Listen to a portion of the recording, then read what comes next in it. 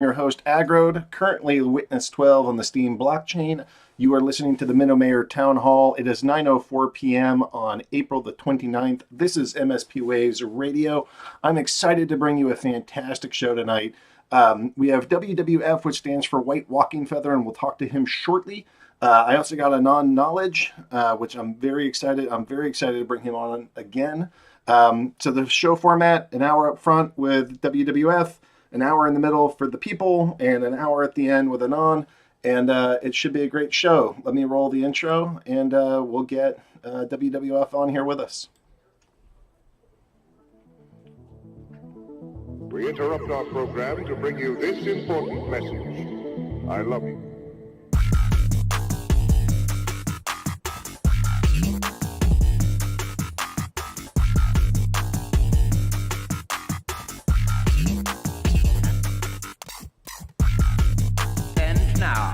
Coming to you from the classiest radio station on the air, this is Minnow Town Hall.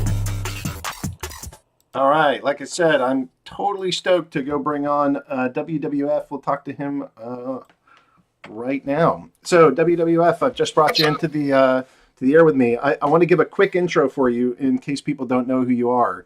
And I'm going to go put a link in here. I'm not sure that this is the exact one, so maybe you'll go use a slightly different link or correct me here. Oops. That's the wrong link. Hold on. Let me fix that.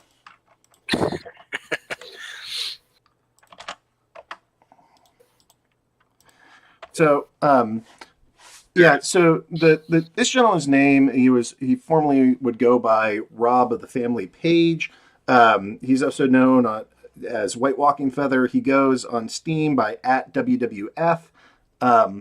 And he created this movie called Ungrip. And if you haven't seen it, I would absolutely tell you, take the 1 hour that it takes to go watch this thing. I have two videos that I generally say is a very good starting point for people trying to figure out how the world actually operates. Ungrip is the first one. Without a doubt, it's one of the most profound changes to my understanding of how the world operates. And then the second one is this one. It's a movie called What the Fuck, but fuck is spelled F-U-Q, which stands for frequently unanswered questions. And between these two videos, I think that you can actually get an amazing understanding of sort of the world as it appears to be, the world as it actually is. And some of this goes very much into minutia of definitions. I've been thinking about this in terms of transparencies. I was a professor of chemistry. As a professor, some of my older colleagues were still using projectors, and they had transparencies. And that's how they would lecture, and it would show up on the projector screen. And it seems like there's the real world, and then these very paper-thin, transparent transparencies that it's really difficult to see through. But once you understand that they're transparencies and they don't actually reflect the real world, but this sort of like fake corporate world, so much of the legal system starts making infinitely more sense in terms of how it operates. And there's nobody that's helped my understanding of that more than our buddy here. You wanted me to call you Rob? You want me to call you White Walking Feather? Please correct me. You can call me Rob, but you honor me if you call me by my spirit name, White Walking Feather. Either way. So this is Rob. You just heard his voice briefly. Rob, thank you for being on the show. It is an absolute pleasure. Let me give you just try to send you some Reiki and some enormous gratitude to you, to your family, to your efforts. Maybe you could start by giving us a quick introduction and telling us about what is Ungrip about. What are some of the major take-home points of that, and then we can try to catch up from that point. I want to start off by correcting you in that the film was actually created by Ben Stewart, the creator of Esoteric Agenda and Kymatica. And I met him back in 2008, and a couple years after our meeting, he contacted me and wanted to do a film about my life out here on living on the land. And So that's how it started with the video, or the documentary. And essentially, if to give you a 30,000-foot view of the film, it's exploring the principle that we live our life by, and essentially being, I'm a spiritual being, and I have command of this physical vessel. And in order for me to be free and to live my life the way I feel it needs to be lived, I have to recognize that I need to declare peace, be peaceful, and heal myself. So I talk a bit about the journey that I've taken to recover from depression and suicide attempts, and learn how to self-govern myself. And through exploring that process, I then realized that life is all about relationships, and that includes my relationship with I call them fictional constructs, like corporations, governments, even money is a fictional construct. And so the film explores that relationship, and my capacity to say no to the violent and coercive relationships so that I can find peace and prosperity within my life, and then share that with other people and try to influence change rather than using force and coercion to force change. And I'd add duplicity. One of the most poignant moments for me happens relatively early in that in the documentary, where you talk about the word person. And person, for a lot of people, you would just think, oh, that's a person. White walking feather's a person. Aggroed is a person. And you would think of this as a flesh and blood entity. But within one of the very, very sneaky things that the governments have done is within the code, they have changed the definition of person not to mean a flesh and blood human being, but to actually mean a corporation. And so that very subtle twist that it's difficult to find. I mean, you wouldn't even think, hey, maybe they changed the definition of the word person. You think that we're all working on this common vocabulary, but we're not. And that subtle change means that when you have things like my go-to, because I fly a lot, in every single airport I ever go to, when I have to go through one of these TSA lines, it always says a person is subject to search. It never says a human. It never says a man, a woman, or dog, a furry. It is always this word person. And that's because they don't mean it as a flesh and blood human being. It's part of that duplicity. So on top of the coercion, on top of the violence that the state constantly submits everybody to, it's also difficult to uncover how this thing is even operating because they are being so duplicitous. And that's one of those thin examples, of one of those transparencies where they layer on this subtle change in definition, and that changes so much about how our planet operates. Yeah, I call it word magic, but essentially the English language is a language for slavery, and they use that to their advantage without actually giving away the secret. But the word person, even in their own system, there's a natural person and an artificial person. And the artificial person is the fictional constructs like corporations.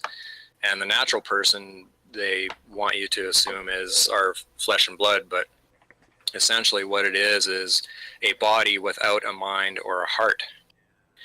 And, we have a person, but we're not a person, if that makes sense to you. And so then, like in my book that I followed up Ungrip with, I wrote a book called Graduating Life with Honors, and I explore that even more because people even use the word human, but human is a body with a heart and a mind, but doesn't include spirit. So when you add spirit to it, now we have the definition of a man. So for me, though, I ask the question, am I a man looking for some spiritual enlightenment, or am I actually a spiritual being having a physical experience? Yeah, I tend to go with the latter, that I am a spiritual entity temporarily inhabiting a meat sack rather than the opposite. Exactly. And I've had to come to the same conclusion as well too. And when I then see myself as a spiritual being, my relationship fundamentally changes, even with my vessel and with the other vessels that are interacting with me on this physical plane. And so now we working on those relationships so that we can have healthy relationships and be proper stewards of Mother Earth rather than raping and pillaging. And so we walked away from the whole system. We built an earthship off grid. We built a greenhouse and gardens, and we work really, really hard to live on the land and have absolutely no connection to the state or corporations. And so for me, And you've had to fight them too. I mean, part of that documentary is you sort of standing in your ground. Where I haven't watched this in maybe 2 years. Maybe I should have watched it.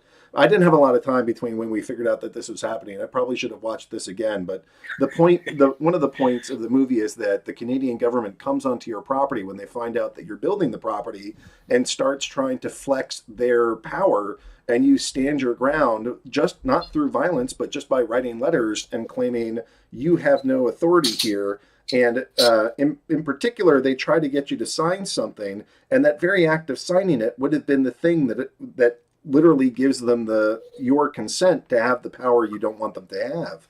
And that's some of this duplicitous nonsense that the state does to the people it claims to represent. yeah. And I found later that the actual signature is an attestation or an oath. And the moment we start making oaths, we're now making an oath of fealty to a feudal master or feudal lord. And the state operates under principles of feudalism. And so to remove ourselves from that feudal system requires that we revoke that oath and stand on the land as a spiritual being in a spiritual jurisdiction. Who would I even revoke that oath to? And maybe you can differentiate between Americans and Canadians and just people generally. How do you Intuitive Jacob put a name to this. It's called the Maritime Admiralty Law. It's basically the law that's operating in this country is not the sort of common law that we think it ought to be, but it's a very commercial law. It's the law of the sea. It's maritime law, sometimes called as admiralty. And I've had personal success going into court for just 2 traffic tickets now, where I have argued that the person that is running the courtroom is actually committing a crime against humanity. I stated that in a letter. I stated why they don't have any authority over me. And once the first time I tried this, they brought down my fine to $0 or like $75, gave me no points, and said you're free to go. The second time, the judge just entirely dismissed my case, said there's no cause for a case here. After I watched basically 25 or 30 people ahead of me that morning all just get guilty, guilty, guilty, guilty, guilty. So I've had minor success doing that, but I don't think that I've gotten to the point where I have like withdrawn my consent, withdrawn my oath, withdrawn my my person from their system.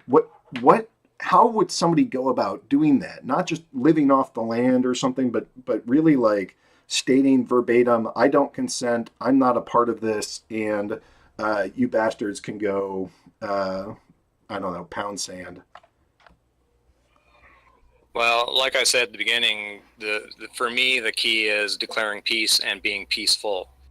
A lot of people get caught up in, wanting to, put liens or, sue people and that kind of stuff. And when you do that sort of thing, you're engaging in war. And so then that's their jurisdiction. And so that's why they get into trouble. But for me, I decided I'm going to be peaceful. And so everything I do is peaceful.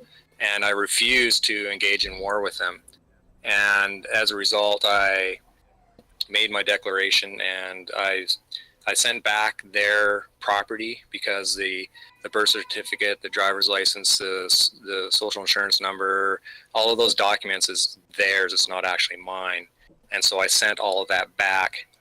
And I sent notices to the Pope, because it all derives from the Pope anyway, down through the Queen and into the Governor General and Lieutenant Governor in Canada, and it would be the President in the United States, and then the states themselves in the U.S. But the U.S., whether it's supposed to be a republic or a democracy, is still operating under feudal systems, just like Canada is.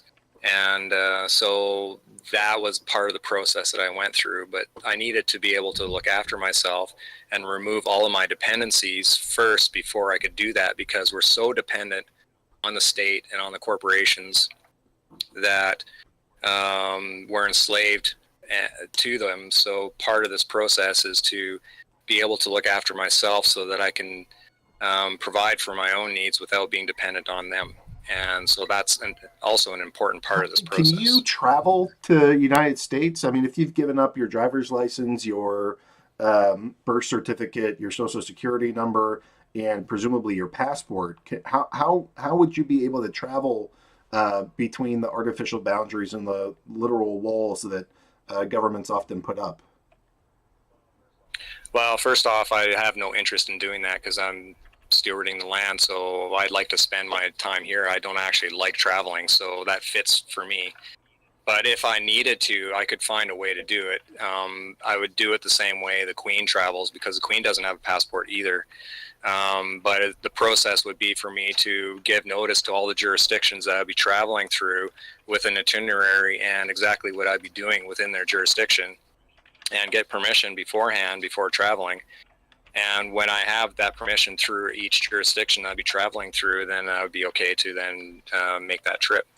But with the way the things are going in the U.S., I probably wouldn't want to do that trip anyway. Well, it doesn't have to be the United States. I mean, maybe you want to go to Europe or Russia or Australia or wherever, but without any of these documents. I mean, in the United States, I've personally, I don't think I've been put in handcuffs when I went through the Canadian Border Patrol for denying that they had the authority to question me entering my own country.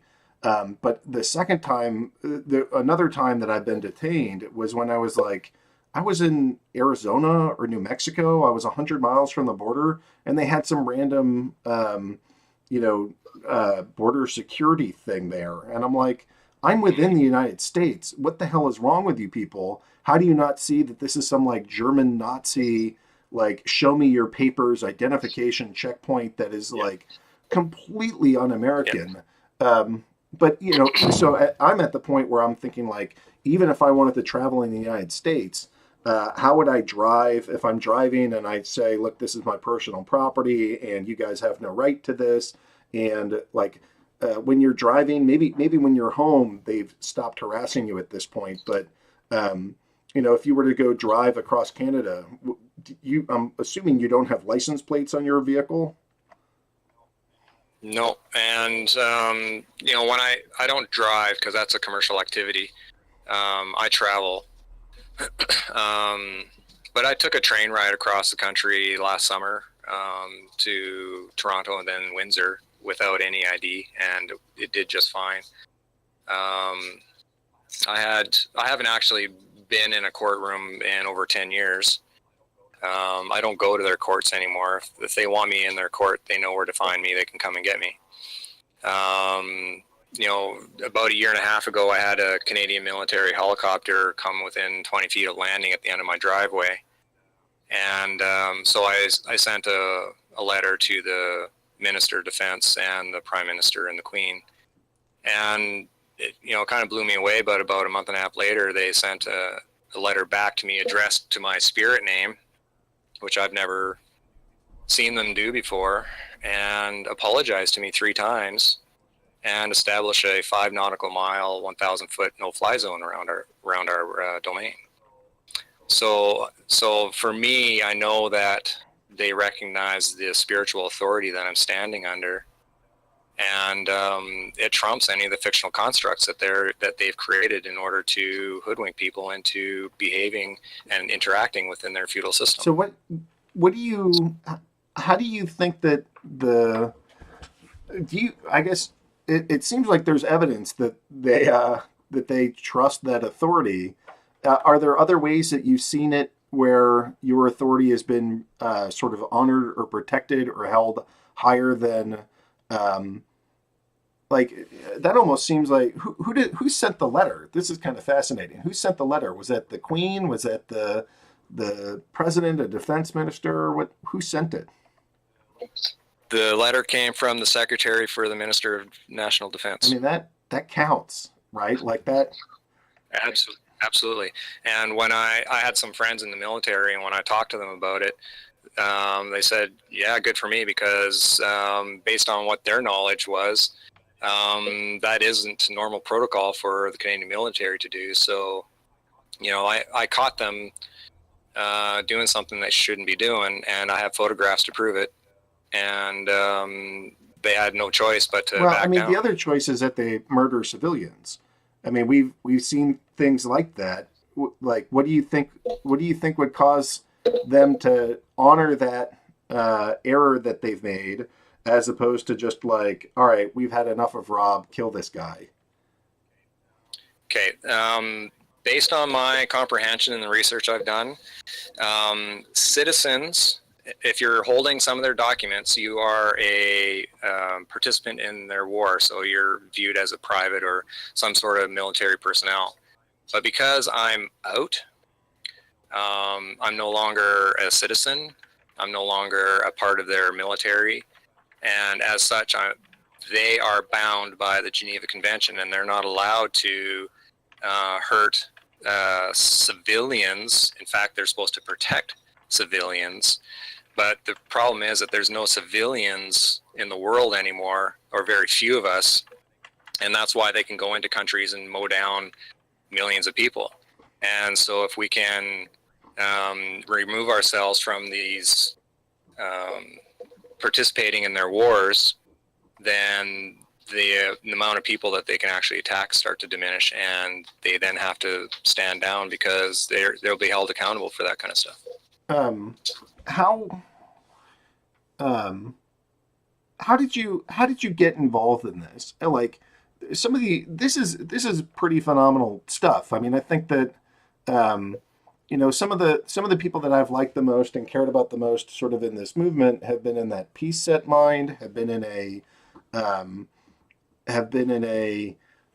do no harm but take no shit mindset, and that seems like you have some of this, and it seems like you're holding your own against some incredibly powerful organizations. I mean, how long have you been doing this? It's like Ungrip I don't even know what year that's from. Ungrip came out in 2011, so it's been about 7 years ago already. And I started this back in 2005, so 13 years ago. And my declarations I made almost 10 years ago, 10 years ago on the 12th. So just a few weeks past my independence day. Who did you make those declarations to? To the like? They went to the Pope, the Queen, the Prime Minister, Governor General, Lieutenant Governors. I don't bother with the local bureaucrats because they're just feudal serfs like everybody else. So I go right to the top.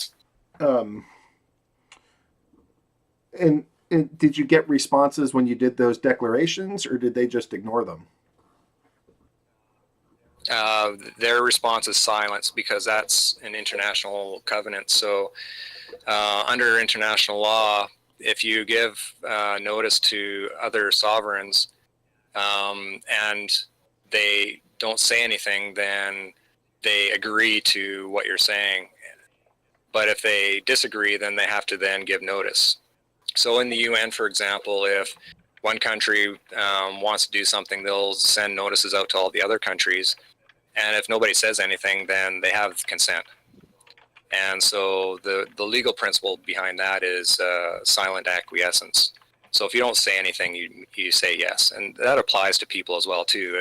If the government does something and you don't say anything, then you consent to their actions and behavior. And so part of this process is to stand up and learn how to say no. I mean, that's awesome. How for So when you sent documents back, who did you send documents back to? Was that included in your letter to the Pope?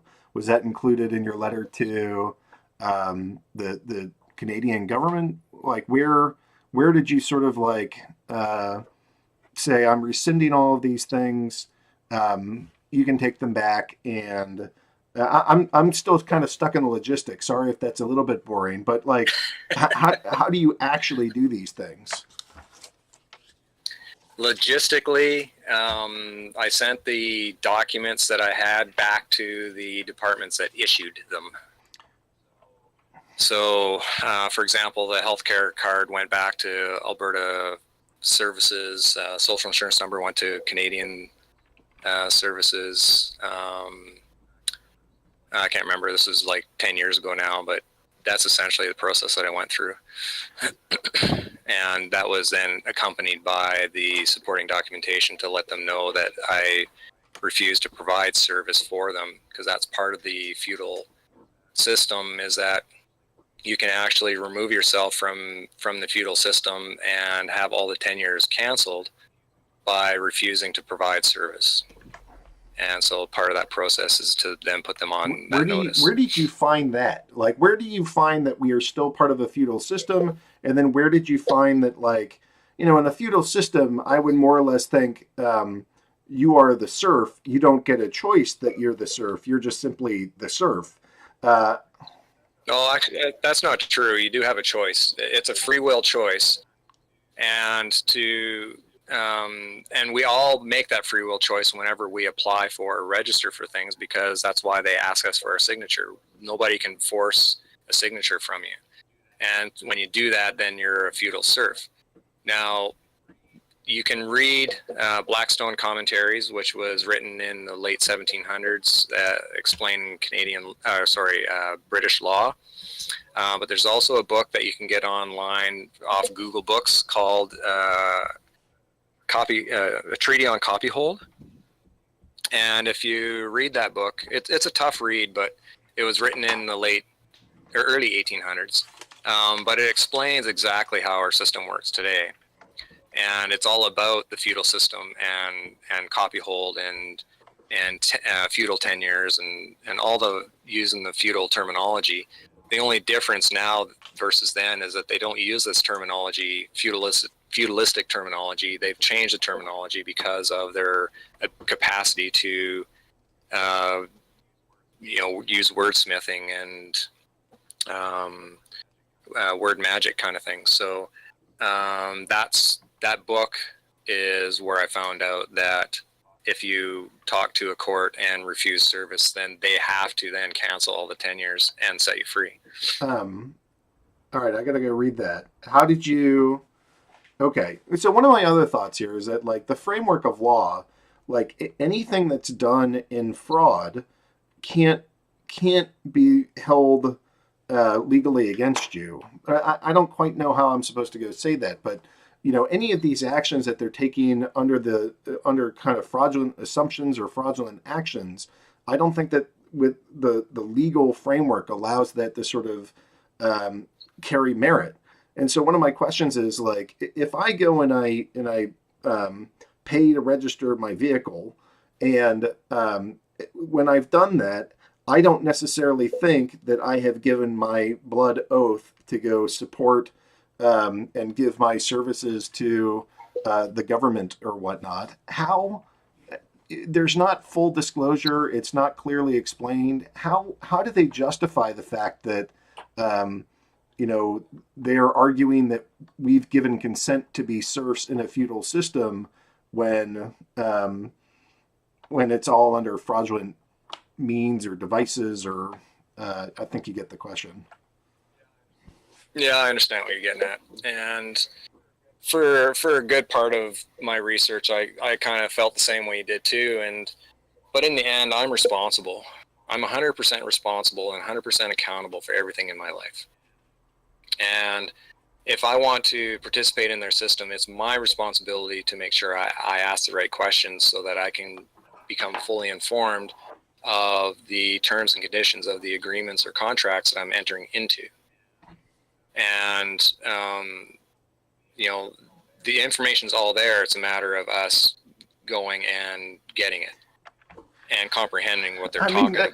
That's a stretch for me. I mean, I don't feel like I can walk into the DMV, which is the Department of Motor Vehicles within the state of Massachusetts, sign up for a license and feel like there's any way I could get the sense that I'm signing up for anything other than just a driver's license or just, part of this too is that like I feel compelled to do this. Like if I don't have a license, and if I take the plates off my vehicle and I try to just enjoy the American countryside, I'm going to get pulled over 8 million times. Yep. I agree. And part of this process is to learn who you are and to trust in spirit to move you through this process without engaging in this violent system. And part of the process that I went through was to realize, if I do have a conflict with them, my duty is to agree with them to avoid having conflict. And so, and this is based in scripture too, like we're supposed to agree with thy adversary. And so part of this process now for me is whenever I have a conflict, I agree with them, but then I kind of turn it around and say, well, I'll agree, but the burden is actually on you to prove your claims against me. And if you can prove all these proof of claims, then I'll accept the argument and agree to proceed. But every time I've confronted them with these proofs of burden, they've walked away. And I had a lady in Ontario. She was confronted by Child Protective Services. This happened just a few months ago. And so I helped her write a document like this. And we had, 20, 25 different points on that document that Child Protective Services would have to prove to her in order for her to agree to have her daughter go for medical testing. They were trying to get her in to see a doctor so they can then diagnose her with a certain condition and take her kid. And with that document, she hasn't heard from them in 3 months. And that's the approach that I've been taking and helping other people stand their ground and place the burden back on people that are making the claims, which is usually the state. And they can't meet the burden of So proof. I've heard that term called conditional acceptance, wherein I will. Correct. Yes, I completely agree. No problem. Happy to do it. Exactly what you're telling me to do. Just one thing. I need you to go prove to me unequivocally that you have the jurisdiction over me, that jurisdiction allows you to do this, that my consent is part of this. Like, you put in 15 different things and, like you said, put the burden back on them. Yeah, that's exactly it. And I also, put the burden on them too to prove that they have the authority to scare children and intimidate parents and those kind of things as well too. And of course they don't have that kind of jurisdiction, and there's no way that they can prove all that, so they have to walk away from it. Well, again, this is what fascinates me, is that they have to walk away. I mean, what's the consequence if they don't? You're a dude living in an earth ship in the middle of Canadian wilderness. It's not like you have armies. It's not like you have guns. You don't have nuclear weapons. Like, they have this entire system, trillions of dollars, and seemingly unassailable power on this planet. What makes you feel like they are forced to go honor what you're saying and doing, and not just bulldoze your house because screw this guy? Well, for me, it comes down to my faith in Creator and my relationship with Mother Earth, and the fact that I declared peace, and I know that there's a spiritual connection, a spiritual protection, and it's that spiritual protection that I feel that we have, and why our life unfolds the way it is without having any violent interactions with the state. They know where we live. They know who I am. They, I'm sure that they're listening to everything that I say and everything I type, and but I work very, very hard to make sure that I don't cross the line and go back into being violent or declaring war against anybody, because the moment I do that, then I fall within their jurisdiction, and I'm sure they'll come So clamping down. where do you think So, that jurisdiction originates from? Is there a way that we can question that completely? I mean, to some extent, yeah, are you aware of the OPPT movement? Did you hear anything about that? oh yeah, I've heard a lot of them. I don't follow or any of them. I've taken my own path. I don't agree with a lot of things that a lot of these movements are doing. So I just walk my own path and just be peaceful as I can. And I think that by standing on that, I can then confront them on their violence, and that's what I do. Like I'm not silent in what I do. I still confront people when they're violent. I've done that on Steemit. I've done it with the Canadian military, with the Canadian government, with RCMP, and all that kind of stuff. I still confront them, but I do it in a peaceful way. And I think the more that people start standing up and declaring peace and confronting those who engage in violence, that's how we're going to start influencing change. Because I can't change anybody. I can only change myself. And so it doesn't make sense for me to go out and start forcing people to live the way I do, or think the way I do, or believe the way I do.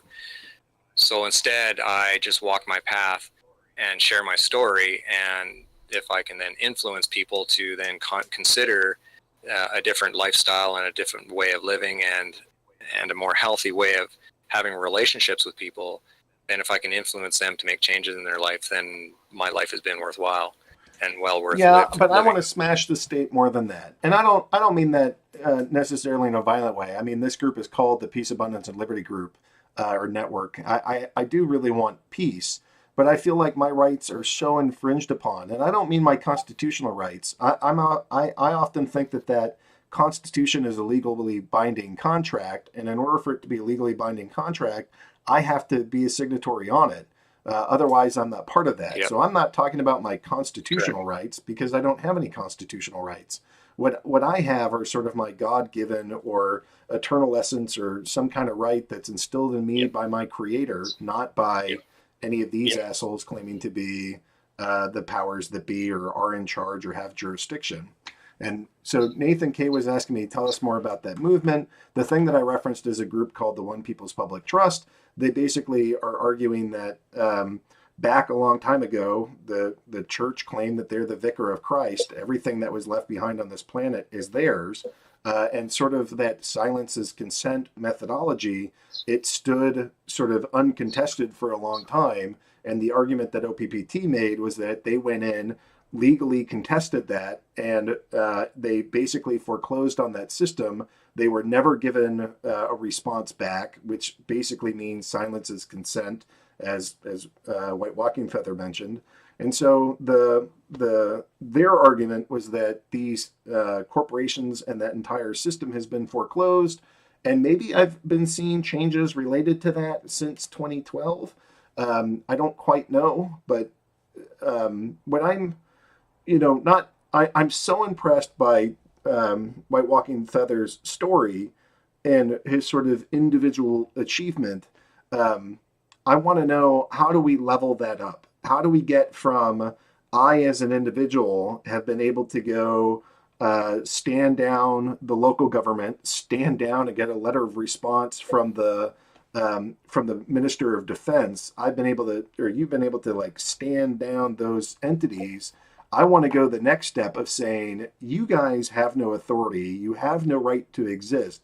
You don't own any of these things. You aren't the masters of this planet. Your feudal system is morally corrupt and totally against the very tenets of living a peaceful life. You have broken every single possible rule while doing this. You need to cease and desist. How do I get a cease and desist letter to the Pope, to the presidents, to the governments, and say, you guys are a bunch of violent bastards and need to stop? Well, the challenge you're going to run into is that their feudal system runs with the principles of democracy, and democracy is essentially mob rule. So as long as they have the support of the majority, what are you going to do? So part of the process is to recognize, one, these fictional constructs that they hide behind grant them extra authority that they never would really have anyway, other than people participating in their system. So now we're fighting not only corrupted people, but also a system. And to me, that's not the approach. To me, it's to recognize that that system is a fictional construct and doesn't really exist anyway, which leads me to recognize, okay, now I'm dealing with people, and so how do I change people? Well, I have to influence them by walking the path and trust that Creator is going to soften their hearts or influence the process, so that I can reach more people and influence more people, so that over a period of time, their hearts will soften and they will then recognize, oh, I've been violent, I've been abusive, I've been murdering people, I need to change. And, that's how I healed, and I believe that's how the world will heal. It may get really dark before that happens, but I believe within my heart that over time, this new way of interacting with each other will shift. It's just going to take some time and some effort on people like you and I to walk the path and influence people along the way. I got a question from Cope. Can you describe where the white walking feather spirit name came from? How did you come to that? How did it come to you? I was approached about 3 or 4 years ago by a Nihuan, which is a Cree individual from Q1 Reserve in Treaty 6 here where I live. And we became good friends, and he then invited me to a ceremony with his elders, and I was then in ceremony given a white eagle feather, which is like one of the highest honors that an individual can get from the indigenous community. It's very much like getting a gift from a diplomat. And with that feather came the spirit name White Walking Feather. And I've been deeply honored and touched by the gift, as I didn't ask for it. I wanted a spirit name for many years, but I wanted it to be given, not asked for. And so about 2 years ago, I got that through ceremony, and recognized by the community, the indigenous community, for the efforts that we're making to learn how to live off the land and reconnect with Mother Earth and have a healthy relationship with Mother Earth, and teach people how to live in that way and not surrender to the corporatocracy and the other, the greed and violence that's going out in the world. And so that's where that Is there any way to live halfway in the system? I mean, maybe I'm asking the question of, can you be a little bit pregnant? But one of my, like, I'm married. I'm pretty full blown into like the truth scene and don't trust any of these things, any of these government agencies. And yet my life doesn't quite reflect that. I live in a house. The house doesn't have tons of plants and edible plants that I could just live off of. I'm starting work on Wednesday for kind of like some corporate wage slave job that I don't quite want, but I have 3 kids and I'm trying to raise 3 kids, and I'm sort of trying to balance the financial needs of running a modern day house and wanting to travel and wanting to be able to like tool about this planet without violence at every single turn by, like the monarchs might understand that this is a feudal monarchy, but like that TSA agent that's groping my penis as I'm trying to fly between different states or countries, they don't understand that or get that. They wouldn't honor something like me stating, I'm a human being. I have divine rights. You can't just grope my penis if you think that I'm like crossing an imaginary boundary. Is there any way to sort of live in the middle ground where somehow I can, drive and travel and not get molested at all these places, but also withdraw from that system? Or is this really a binary? Well, when I first started, I tried to ride the fence, but it required me to keep digging through legislation and regulations and keeping up with all the changes. And in my workshops, I teach people how to deconstruct legislation, and they go through an exercise, and after 15 minutes I then ask them, okay, how do you feel? And everybody's like, oh, this is so heavy, and there's no life to it. It's dead, right? And so I compare that process very much to like Dementors on Harry Potter. I don't know if you're familiar with that movie or not, but it just sucks the life out of you. And I did that for many years, and I thought, this is just another layer of control. And so it still had a grip on me, and so I had to just let it all go and submerge myself in spirit instead. And that's when things really started to shift for me in my life, and life became easier, and it was peaceful and way less stressful. And I've seen lots of people try to walk the fence, and lots of them go to jail and have all kinds of legal issues and that kind of stuff. And for me, it was, I don't know, 10 years since I've been in a courtroom. My whole approach was to find a way to do this without courts, and I also firmly believe that the solution is simple. I firmly believe that it doesn't matter what your intellect is or who you are or any of that kind of stuff. You can figure this out, and by submersing myself in their system, it was so complex. Like, I have an IT background, so it was easy for me to deconstruct legislation because it fits very well with the models of object-oriented coding. And you're an IT guy, you know what I'm talking about.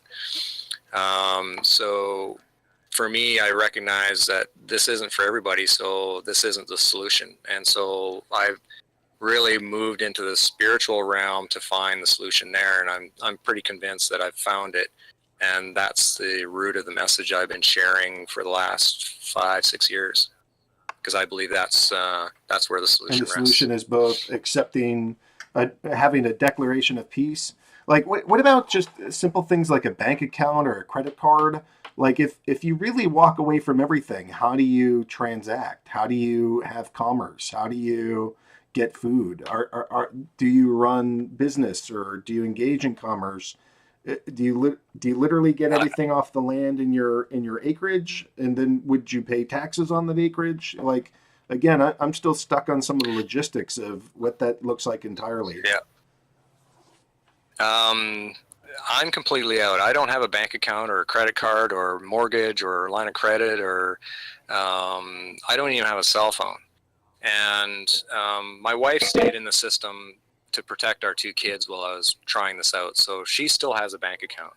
But otherwise, I got no interaction with the system whatsoever. And I maintain an internet connection through her account just so I can keep connected with people to share these ideas. But if push came to shove and all hell broke loose, I would disappear and nobody would see me ever again, because I would have no connection to the outside world. I'd be perfectly happy being in the bush and living off the land and surviving the catastrophe. But to me, that's a disservice to all the other people out there, and so that's why I maintain about 10% connection to the system so that I can stay connected. Do you think that just even having that internet connection, is that enough to make you a serf in the feudal system if that was in your name somehow? Well, it's actually not in my name, but my wife is still in the system, so it's through her name. But she's seriously contemplating letting all that go now too. And when that happens, then it's challenging, and because the system controls telecommunications, and it controls commerce, except for when we start getting into concepts like Steam, where you have a distributed, decentralized method of sending tokens around the world. Now I can do that myself personally without any interaction with the state or its minions like Bank of Canada or any of the national banks. So for me, Steam has been actually a really good platform because it's founded on anarchy, and it's decentralized, and it's open source and distributed, which then is a tool that we can use to teach people how anarchy actually can work, how paying it forward can work, how we can then support and build strong communities by helping people and bringing prosperity into people's lives, so that we can then build those principles and skills so that we can then duplicate that in the physical realm, and be able to then help people make that transition. I mean, that level of living at peace sounds amazing. I mean, I get somewhat terrified of, like, I still want my kids to grow up to be able to drive themselves, for me to drive. And I just get quite nervous that my ability to travel is going to be so drastically constricted, because I'm going to go, even if I can get the local authorities to somehow, by grace of God, to acknowledge that I am a divine person created with that eternal essence, that I have no sovereign above me, there's nobody in between me and my creator. Even if I can get them to finally acknowledge that just in my own town, like, I drive 5 minutes away and it's not like I've ever interacted with these people, and now I'm back to square one.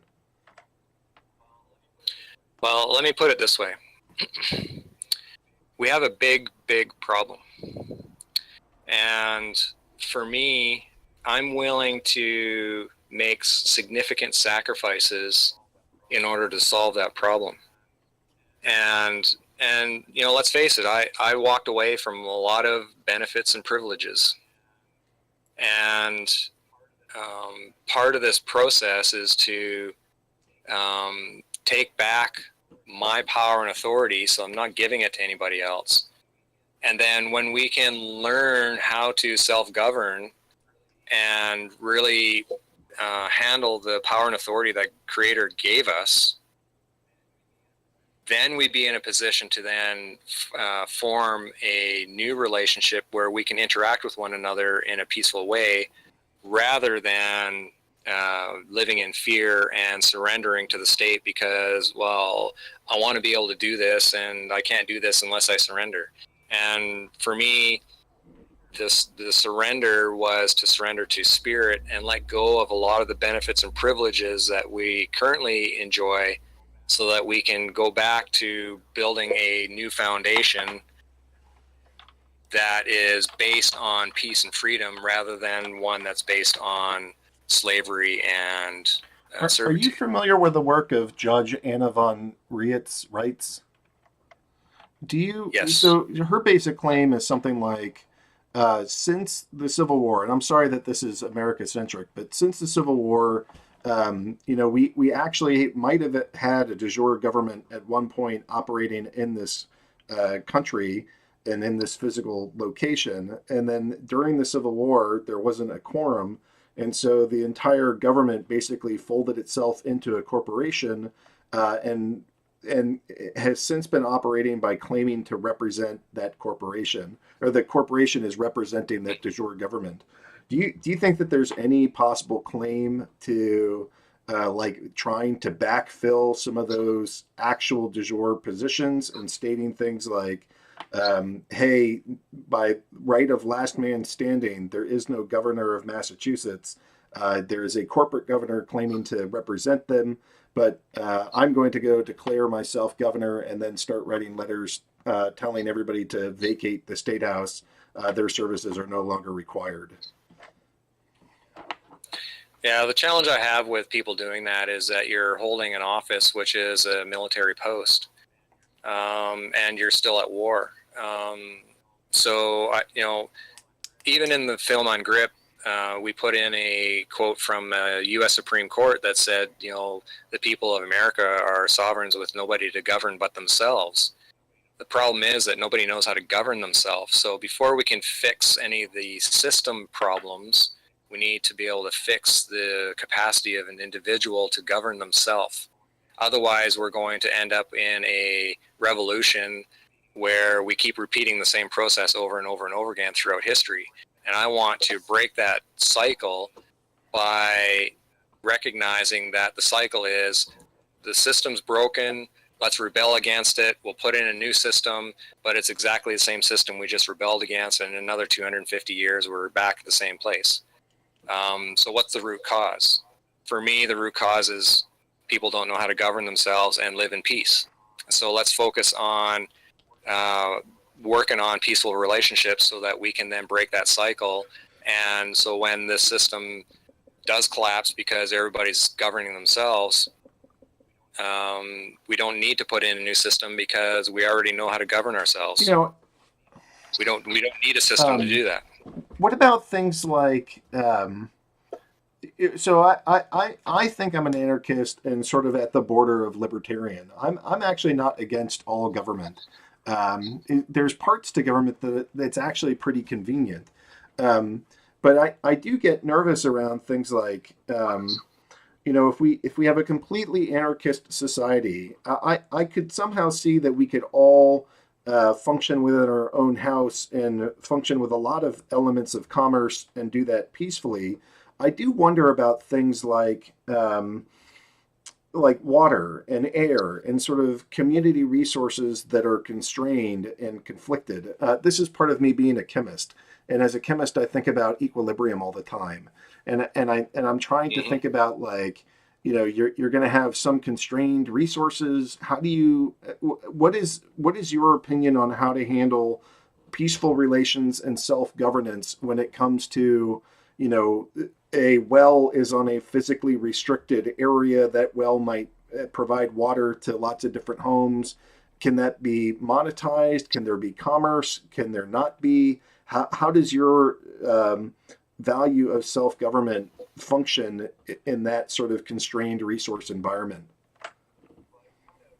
Well, you're kind of alluding to the issue of what they call tragedy of the commons, where the theory goes that if there's no centralized government, then the people will just rape and pillage the common resource until there's nothing left.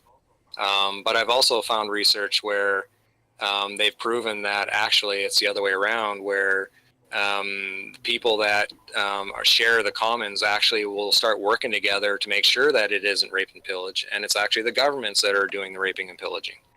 And so, I have faith that when we start getting a bunch of self-governing individuals who recognize how important it is to protect and steward the common resource, that not only will it be protected, but it will thrive as a result. So what tangible steps do you think that you would tell people to take? Is this sort of you have to dive in all at once and just do it? Can you do this in a stepwise manner? Do you have to learn about living in peace first before you sort of take complete self-ownership and self-governance? What is the pathway that you would recommend to somebody saying, all right, this is awesome. This sounds very cool.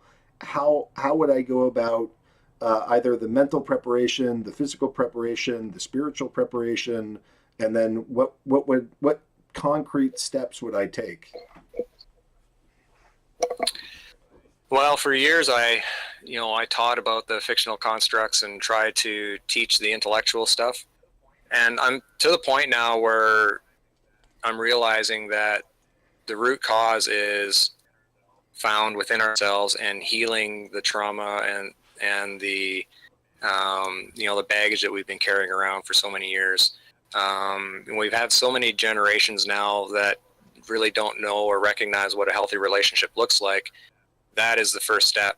And so working on our intellectual, emotional, physical, and spiritual health is a mandatory process in order for us to then recognize who we are, and be able to hold the charge of standing in our own spiritual authority that was granted to us by Creator, and not lash out in covert violence or passive aggressive behavior or even overt violence, and recognize that I'm responsible for all my actions and how I react to what's going on in my environment.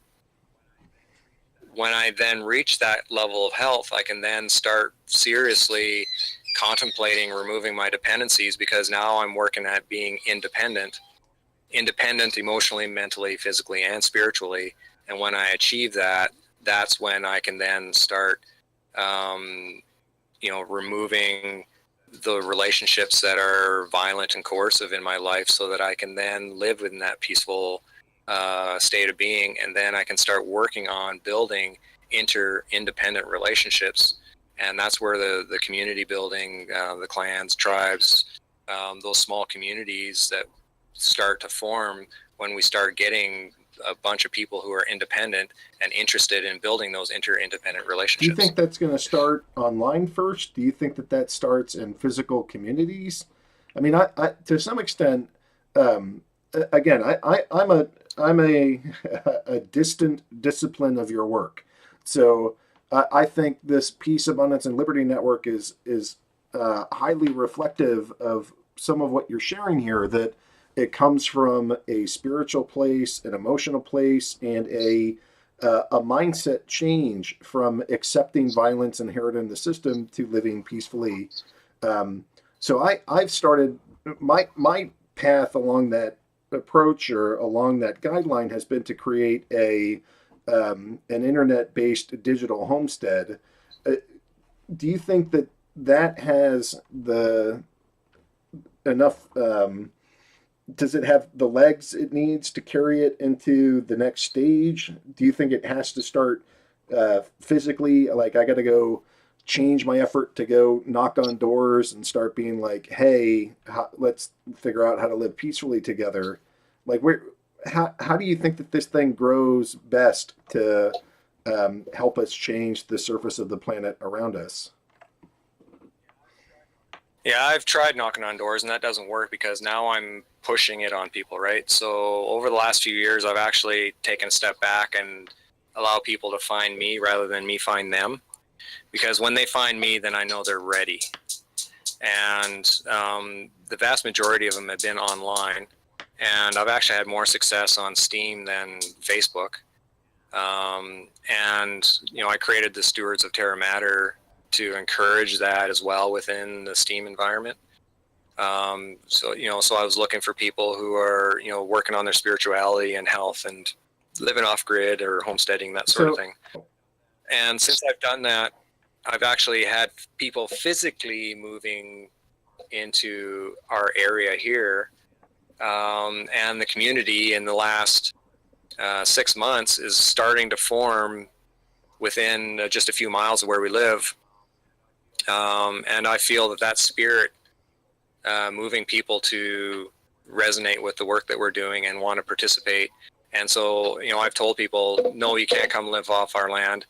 Find your own land, get yourself established, build your own independence. When you're independent, come talk to me. And that's what's starting now. Can I, if I move there, but I don't have enough potatoes and I don't have enough corn, can I transact with you in commerce and feel like I am still an independent being? Or does this mean I have to be 100% self-sufficient prior to trying to engage? Or I don't know what that right word is, but I think you get what I'm getting at. Yeah. Well, I don't call it commerce. I call it, trading with one another. And, if you don't have enough potatoes, and I have lots, and it's my duty to trade with you to make sure that you're okay, and you may have something that I need, and that's how we can interact. But that doesn't keep me from being a complete self-sufficient person or human. No, I don't think it does. I think you're still 100% responsible, and if you don't have enough potatoes, it's your responsibility to come knock on my door and say, hey, can we, do a trade here, because I have a problem, and, that's how we help one another out so we can survive the winter.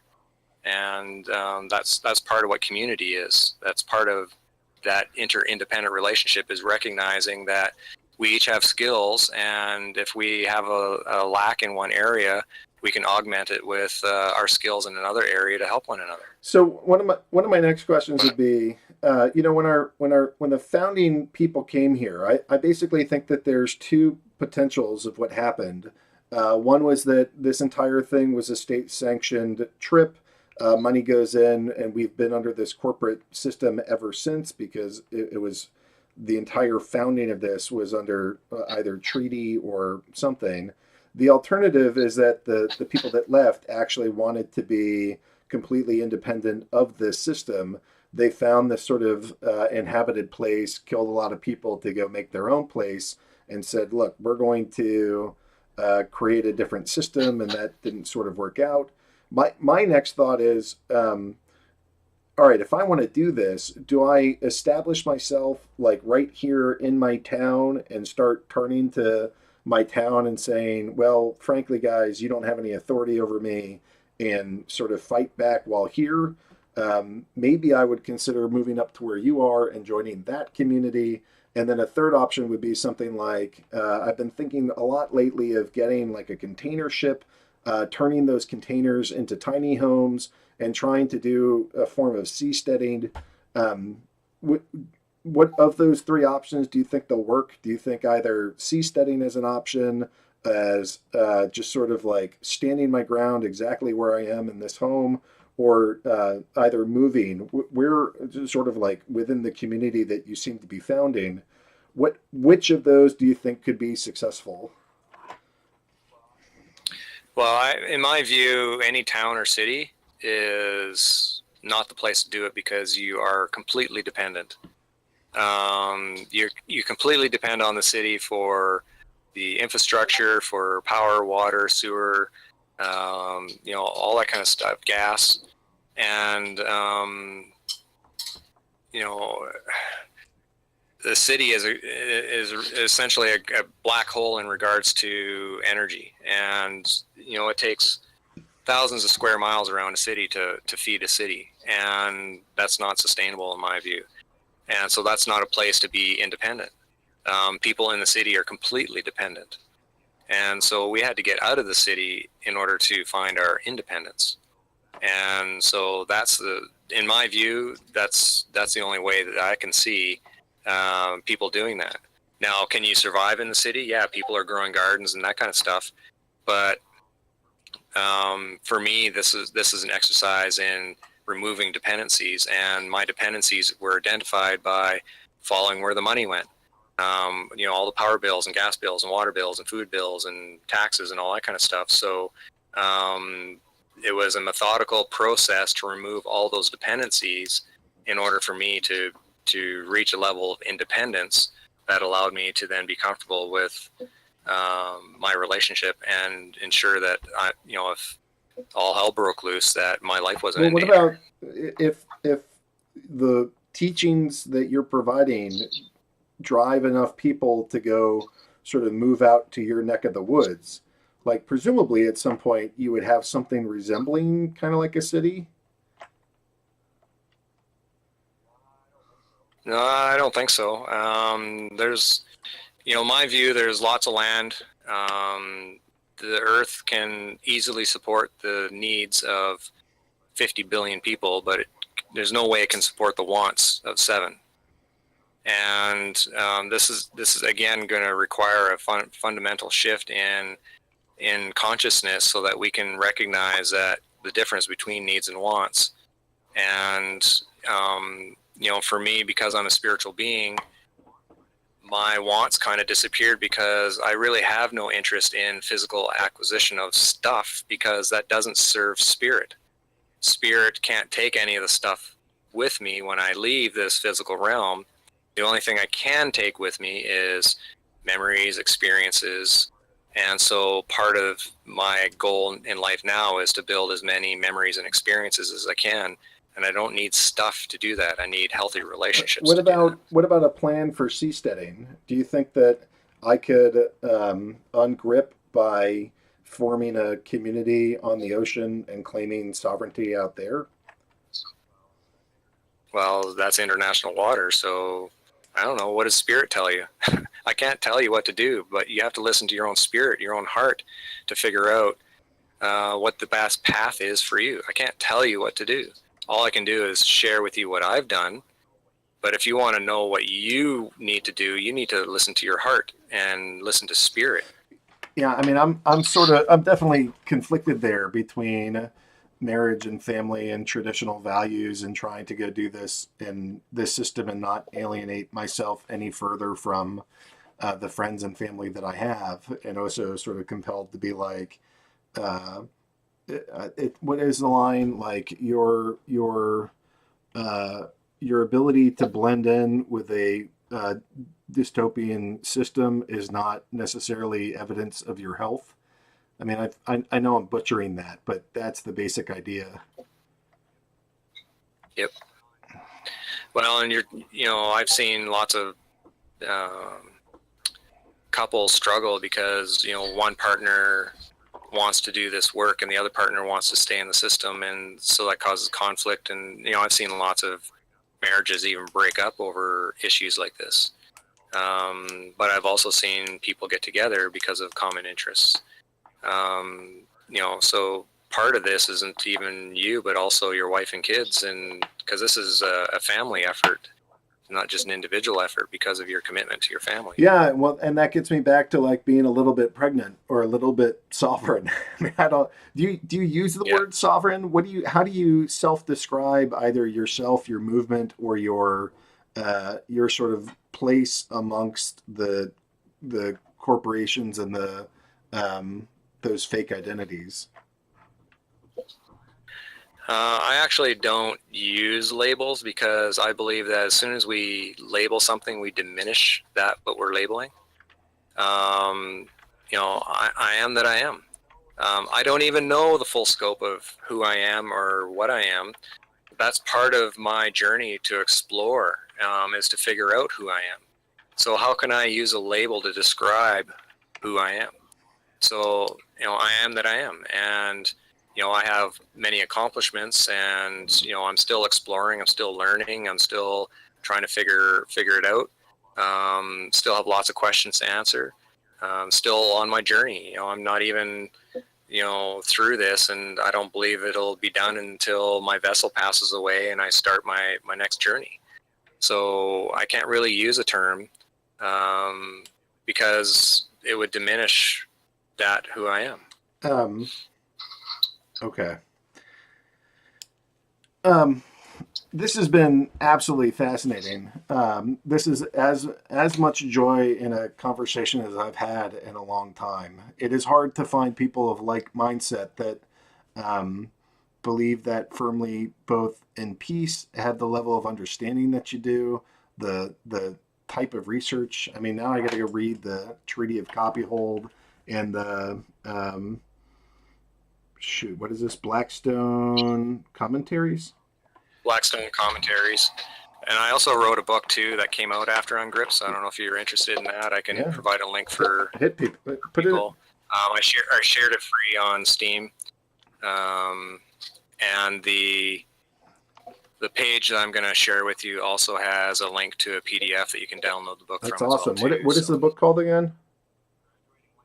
Graduating Life with Honors, Conscious Self-Governance in God's Kingdom. I just put it up on the page there. Okay, so I think it's mandatory that you come back. I mean, I don't want to coerce you.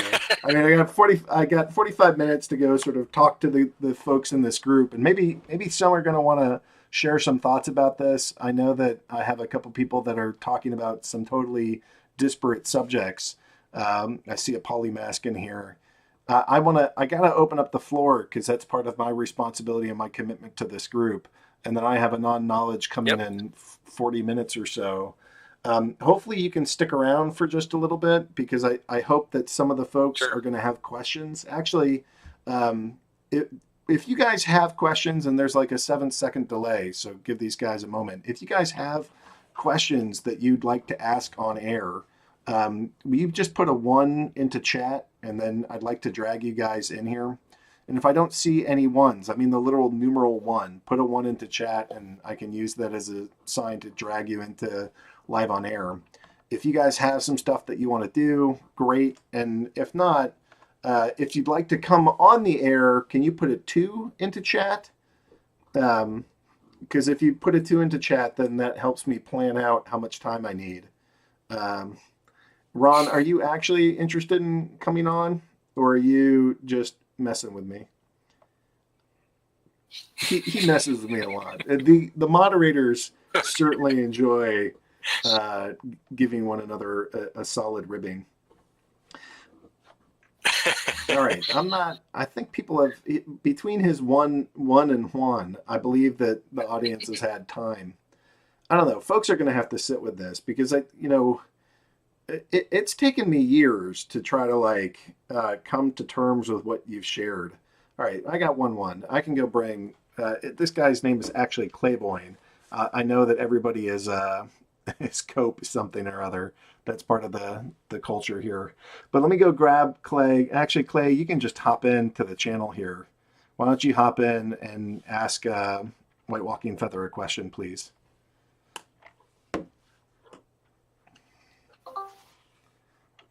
You're live, bud. Go for it.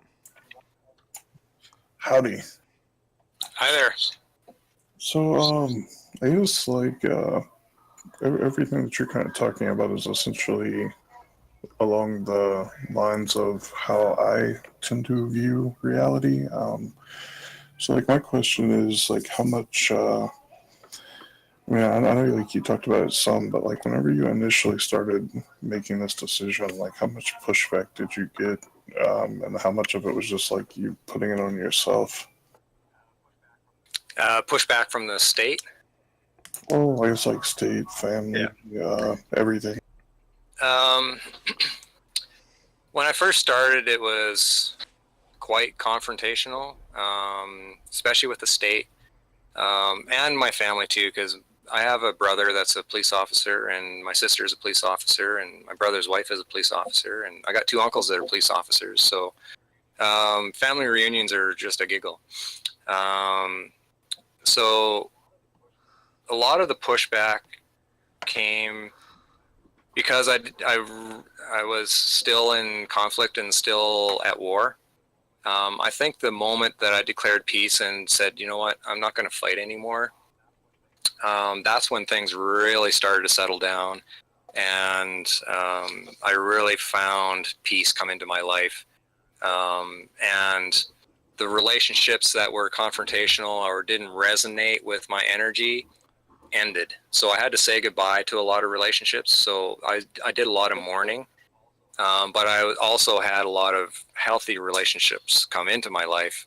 And that's really allowed me to thrive and to really stand in that power and recognize that, you know what, I created a lot of that myself because I held on to relationships that weren't healthy for me.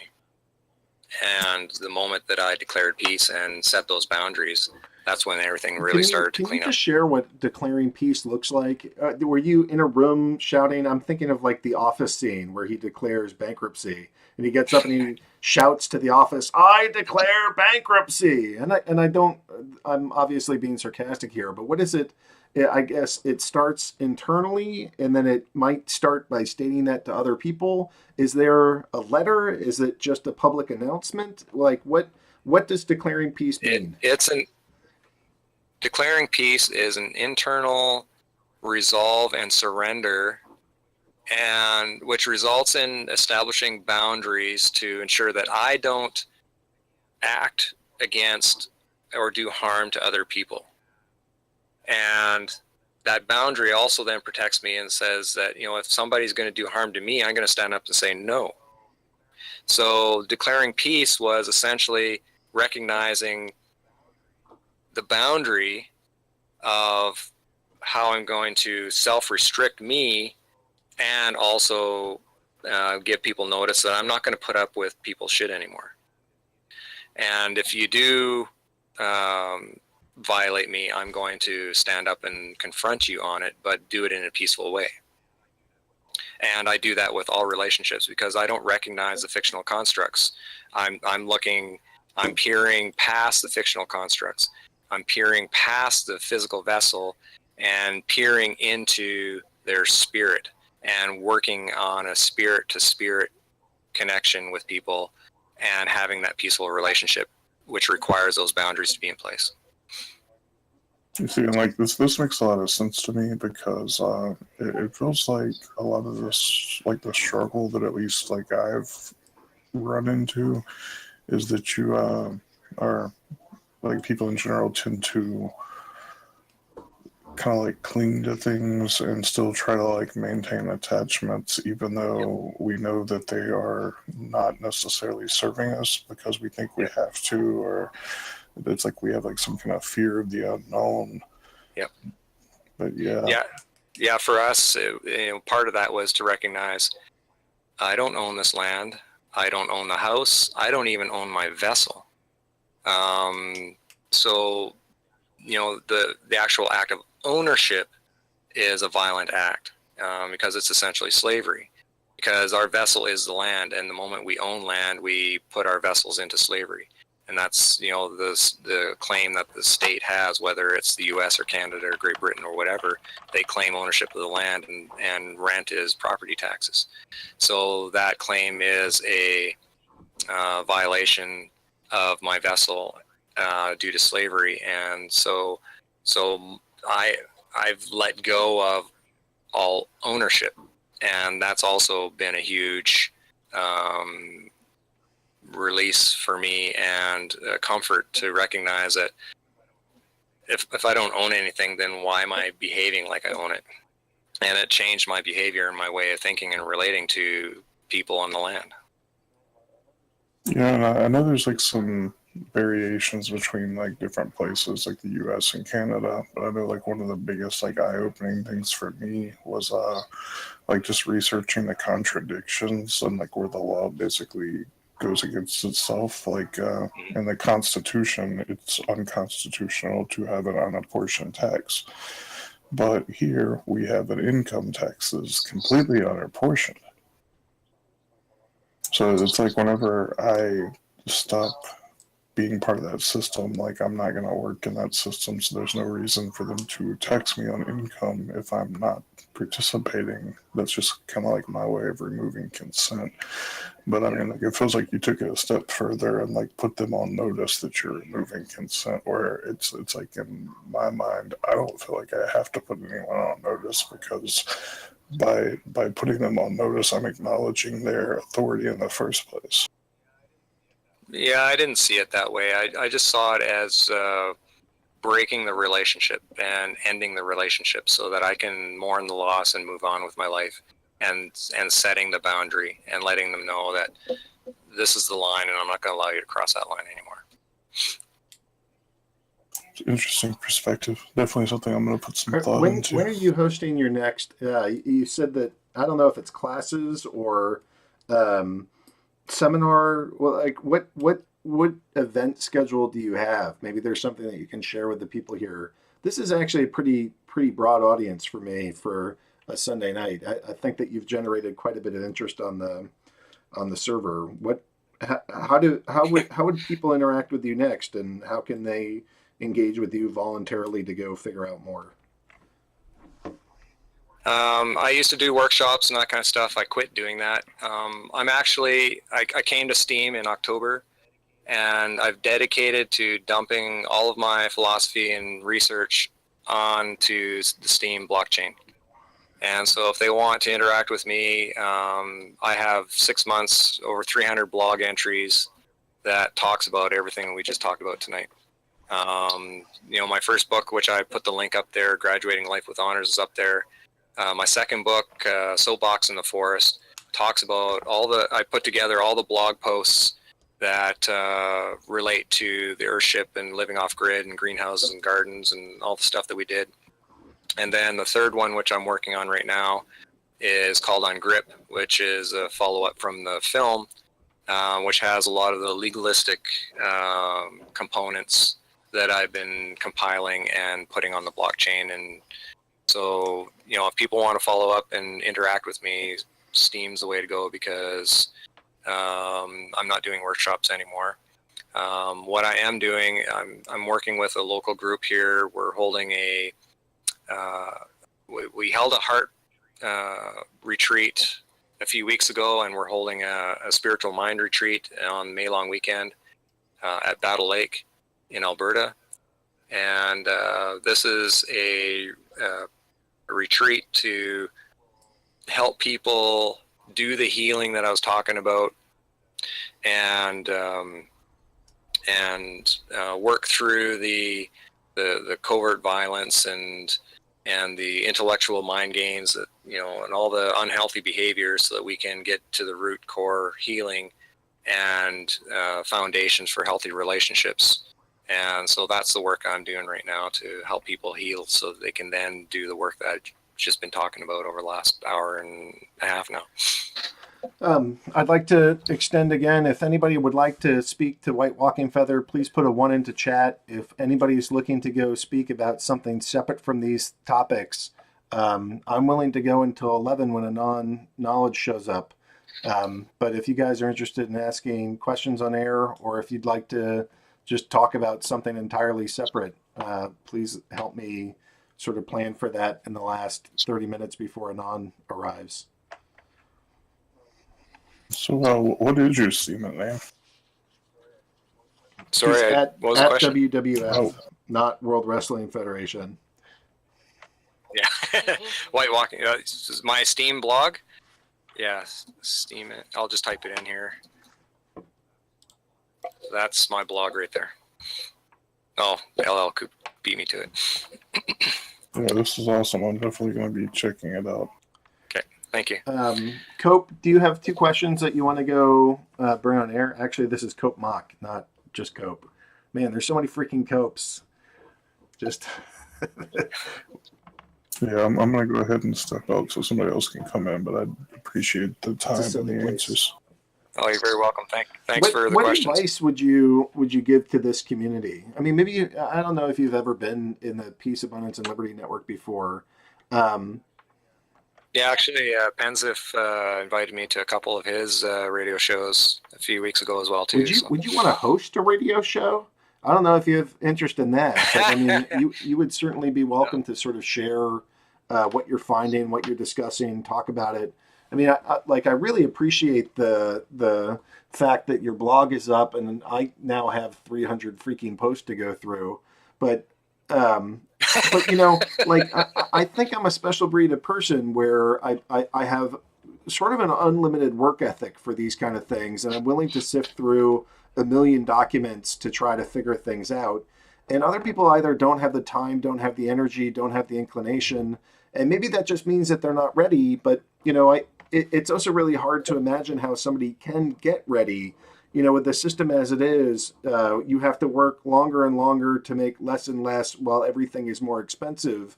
I think that's purposely designed so that you don't have time to dive into these existential questions of who are we, what is my spirit, how do I interact with this feudal system? Is that a feudal system? I thought we had democracy. It's not a democracy, it's a constitutional republic. Actually, underneath all of that is actually this sort of like religious-based feudal system.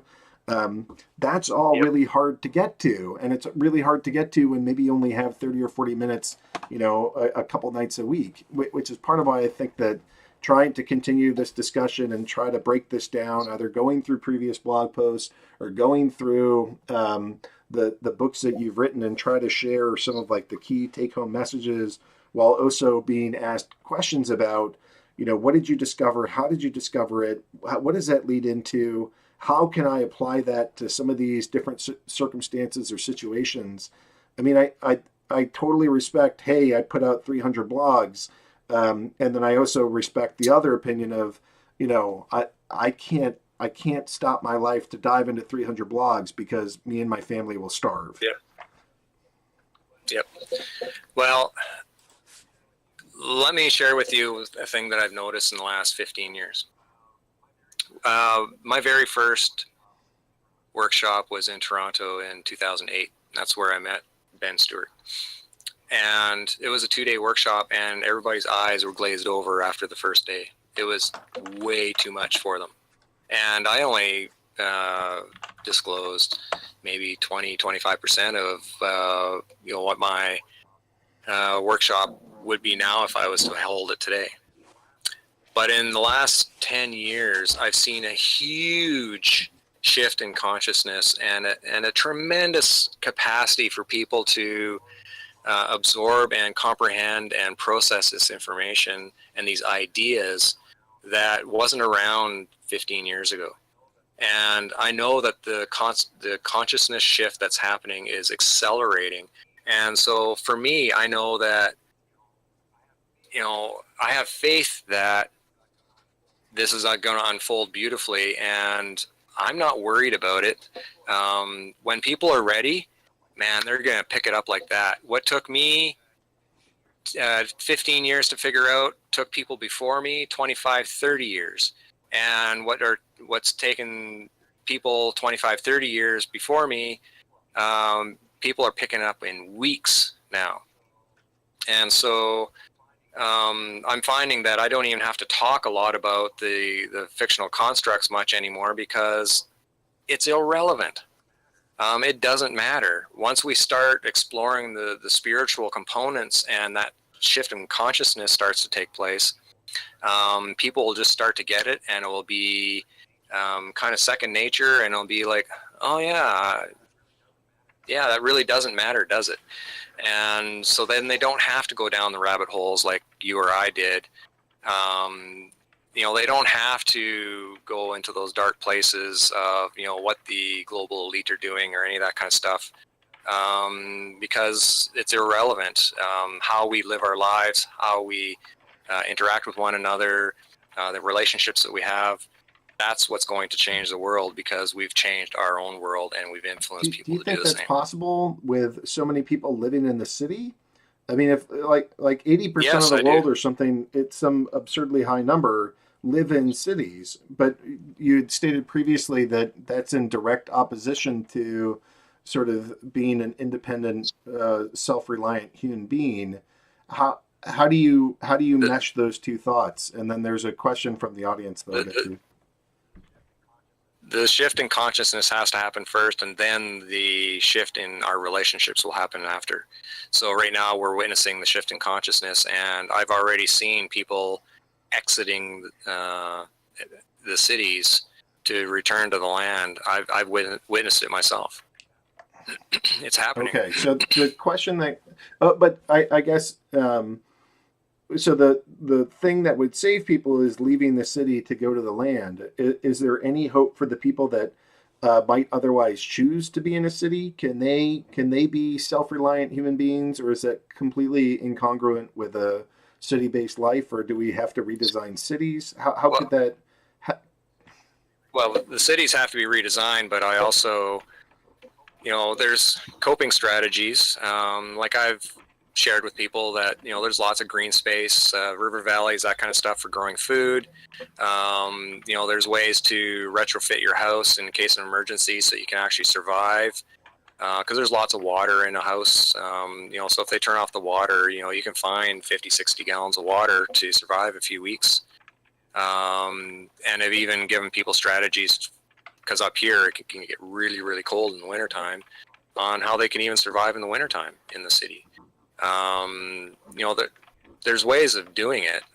Can you live long term in the city if hell broke loose in the city? It'd be tough. I mean, I'm not really talking about apocalypse, or I'm not talking about like the zombie Armageddon. I mostly mean, is there a way to declare? I want to call it declaring sovereignty, but maybe it's just declaring peace, or is there a way to sort of like push back on all of that feudal system that is either voluntary or sort of coerced serfdom, but still have an urban existence? The city would have to be redesigned, and the relationships would have to be completely revamped, because everything's run by corporations. And so if we can dismantle the corporations and recognize that we're all responsible for our own needs, then we can start designing the cities that way. Like what would a water company look like if it's not a corporation? What is the alternative to that? Well, collect water off your own roof, and find ways to treat your own waste. And there's a film. Who did it? This was a number of years ago. I can't remember who did the film, but they talked about when Russia abandoned Cuba, and Cuba had to then switch from an oil-based economy to a more of an agrarian-based economy. And so they completely turned all of their spaces in the cities into gardens, and the gardeners were making more money than the doctors, but they thrived. And they were able to find a way to have people survive in the city, but it required a fundamental shift in how they relate to the space that they were living in and interacting with one another. But it took a catastrophe of having all of a sudden the oil getting turned off for them to start making those choices. Where I'm proposing that we have the consciousness now, we can do that without going through the struggle and the pain of that type of transition. So the audience question here is, can you discuss your energy infrastructure on your property? And secondly, do you own any firearms? The power, our Earthship is completely passive solar heated. So I don't know if you're familiar with Earthships at all, but we live north of the 54th, so we're quite far north. And we just went through 6 months of winter, 6 months of snow on the ground, and we don't have a furnace in our house, a wood heater, and the sun is heated by passive solar energy, which heats up the thermal mass. The thermal mass then regulates the temperature in the house. We collect water off our roof into cisterns, which I then shock with hydrogen peroxide and put through carbon and particle filters. We have solar panels for electricity, but even if the solar panels or the solar system crapped out, we still wouldn't freeze in the wintertime. Our dependency on power is just to run my laptop, a fridge. Summertime we run the deep freeze, but for the most part, we really don't have any dependency on power per se. And all our gray water goes into a duckweed pond. So I put duckweed in there, and the duckweed cleans the gray water, and it's so clean that the frogs are in there and the bugs and mosquitoes and that kind of stuff. So that treats that gray water. And our human manure is composted, so we send the compost outside and compost it. The compost then goes out into the field to fertilize the field, which the goats and chickens eat off of. The manure from the goats and chickens get composted and goes into our garden, so that way we can then close that nutrient cycle and make sure that we're recycling those nutrients locally here without having it sent away or us having to bring nutrients in. Where in the city, a lot of those nutrients are flushed out, and a lot of municipalities are dumping it in the rivers, right? So that's kind of our The second setup. question was about firearms. I don't know if you want to discuss if you own them. I would also accept a answer regarding sort of thoughts on firearms in general.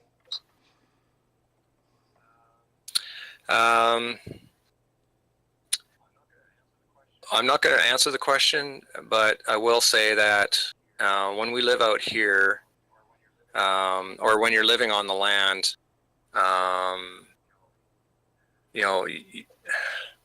some people see it as protection, but for me, part of the relationship with Mother Earth is to connect to it spiritually. And so, when I'm out in the bush, I can feel the animals, and I can, part of this process is to learn how to communicate with them and have a relationship with the animals. And when we start doing that, then what's the need for firearms anymore? A lot of people view firearms as a way for protection, but I also have a deep faith and spirit that if if it's my time to go, then so be it. I'm not going to sit here in fear of dying because I can't die. My vessel can, but I'm a spiritual being. So if it's my time to go, then that's up to Creator. So I'm not going to live in fear of somebody coming and shooting me for my food or whatever. So I don't see a need for those kind of tools when I have completely surrendered to spirit and trust that I can communicate with the other animals, and if they want to surrender their life to feed me, then they will do that. And that's how we have a relationship with our chickens and goats and ducks and that sort of thing as well too. So do we eat meat? Yes. We do our own slaughtering. So that's part of the relationship and that cycle that we live around here.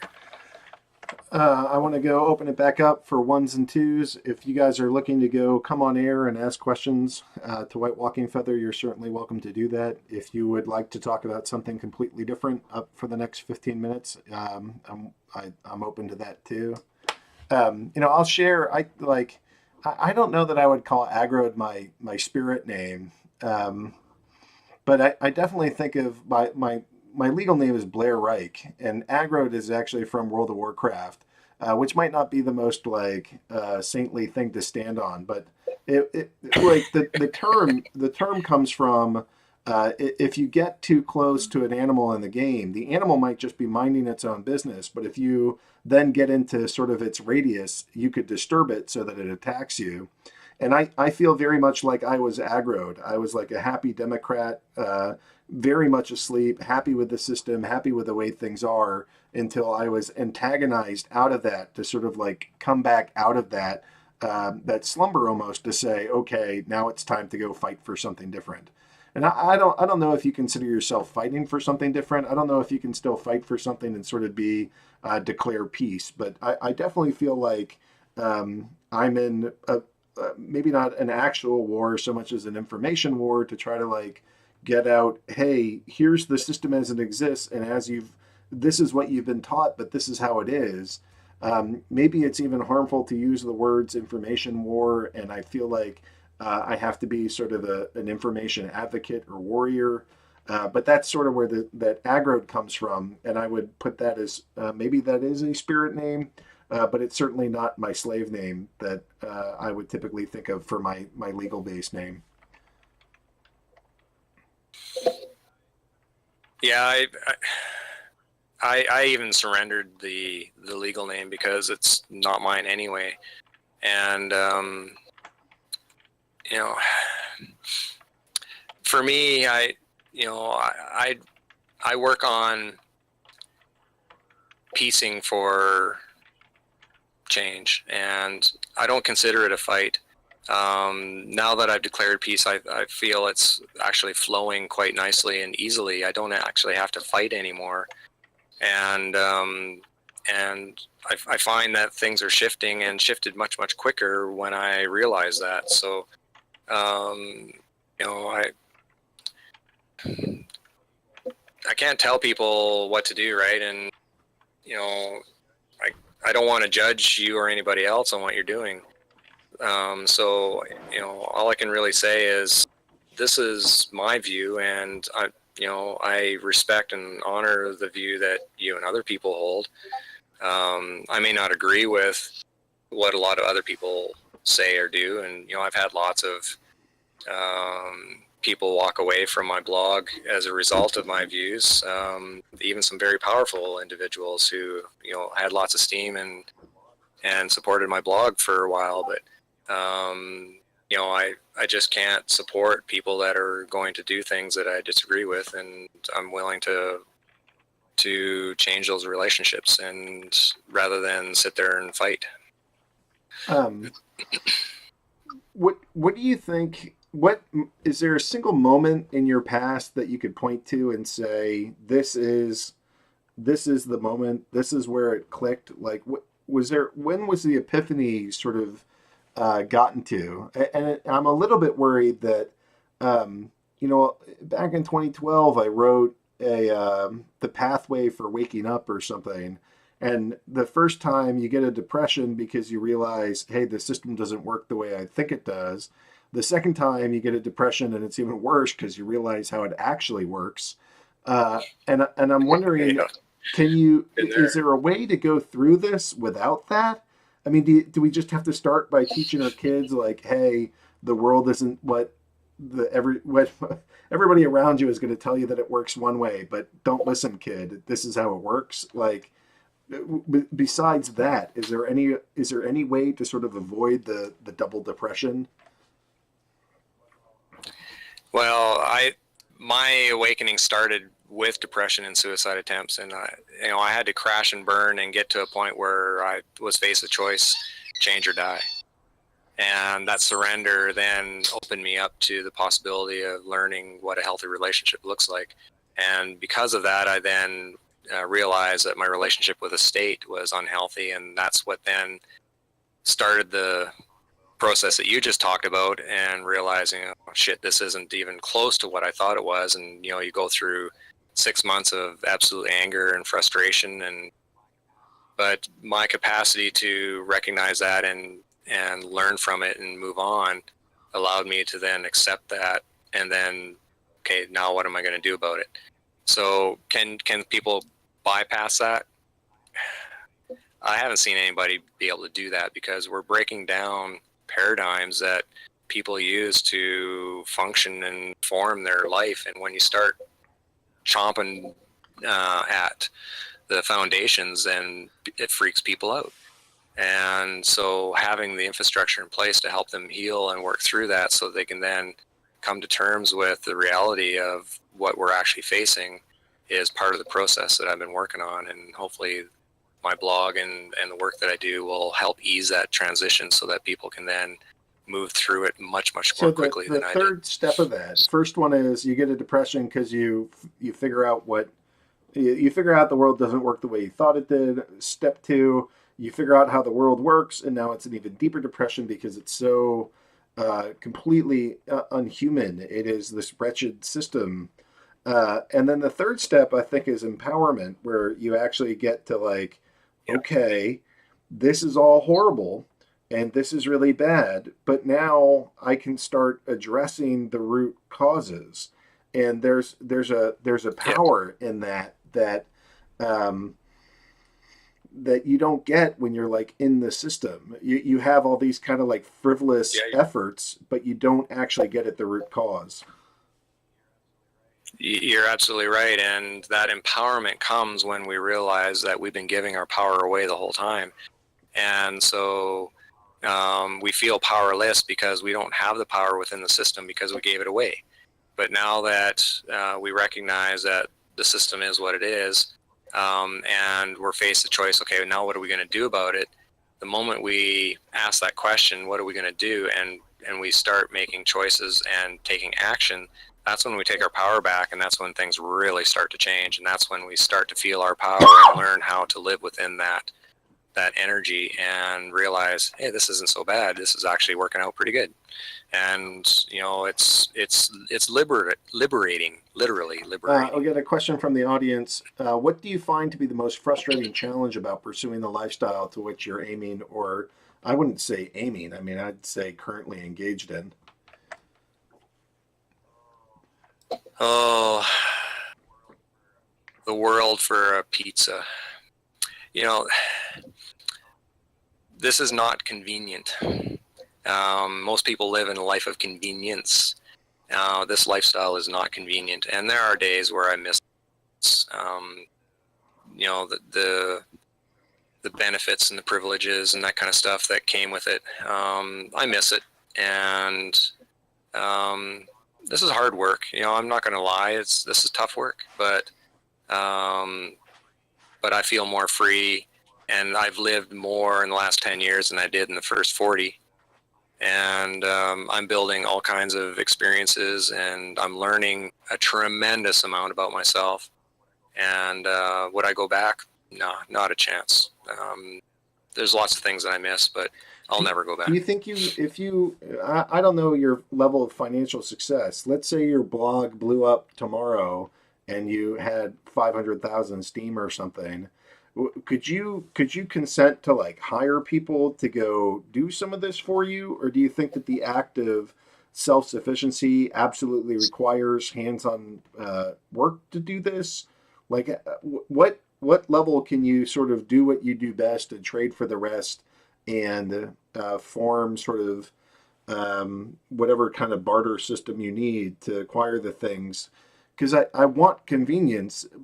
Like one of the visions that I have is that like living on the grid is great. I got no problem living on the grid. I just don't want it to be their grid. I want it to be my grid. I want to make it so that like the water that I get back is healthy, and I don't necessarily need to be the person that like cleans every water and or every drop of water and has the duckweed pond. Maybe I do, but it's certainly much more convenient and in some ways like would free me up to go do other things.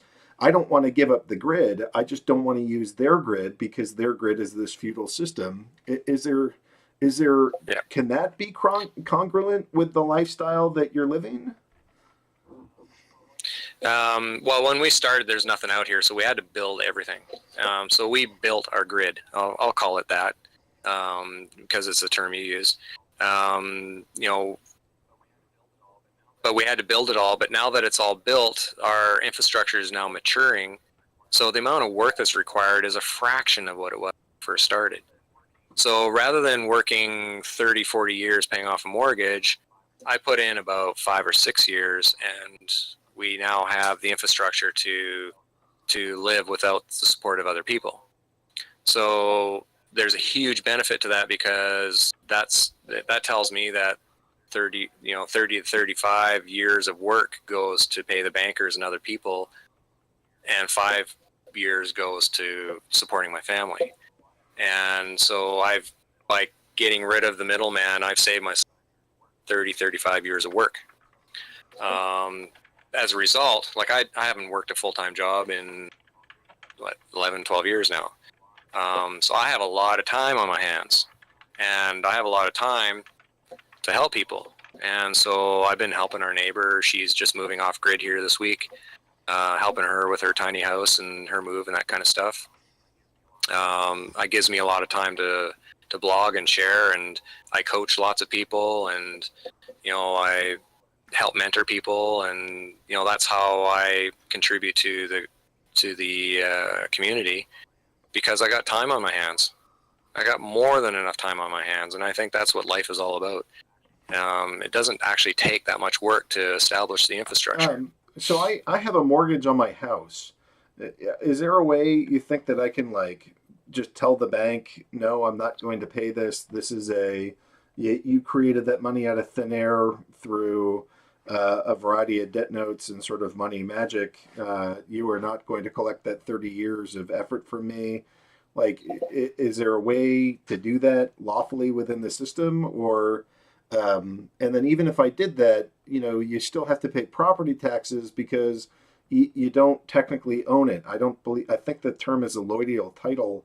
The title that I have on this property is not allodial. No, yeah, fee Right. simple. So how could I, do you pay any sort of taxes to the, I forget the word that you're doing, for the fake entities, for the corporations, or how could I, how could I ungrip, or how do I remove myself at that level? The land is the last thing that I've been working on to ungrip, because when it comes down to it, it's the claim on the land that is the foundation for the state and for everything that they do. Freeing my vessel was actually fairly simple, but freeing the land from the control of the state has been a bear to unwind. And where I'm at right now is confronting the state in regards to their fraud for the treaties that they signed with the indigenous peoples, for not withholding those treaties, because those treaties, especially for around here, is the foundation for the land patents that were then issued, and the land patents then were the foundation for the titles that were then issued to the individuals, and the title is the tenure that's held by the individual, which is a grant from the Crown to give the individual permission to possess the land. You don't actually own it. You're actually a tenant, and your rent is property taxes each year. And if you take a look at your title, you'll see yourself listed as a tenant.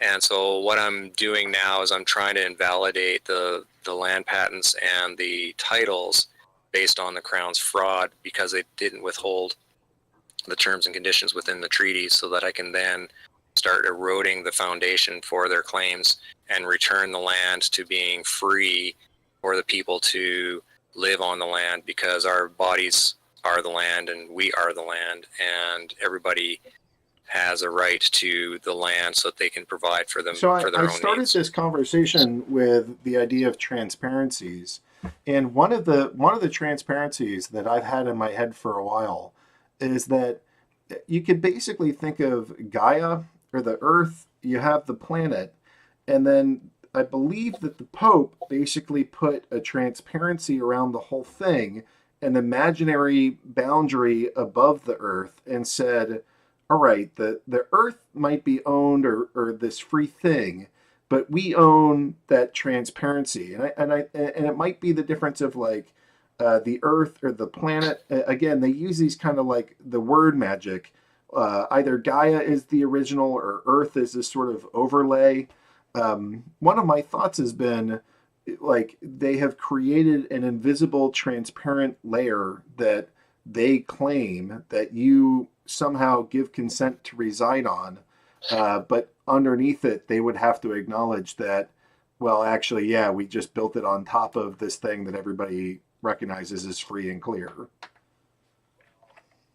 Well, what I found is that the Pope makes three claims.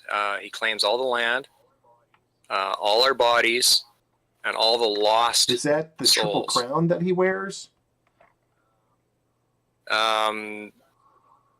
That's the doctrine of discovery. I think that the crowns are separate. But so if you don't know who you are, you're lost, and the Pope will claim you. Okay, but I know who I am now.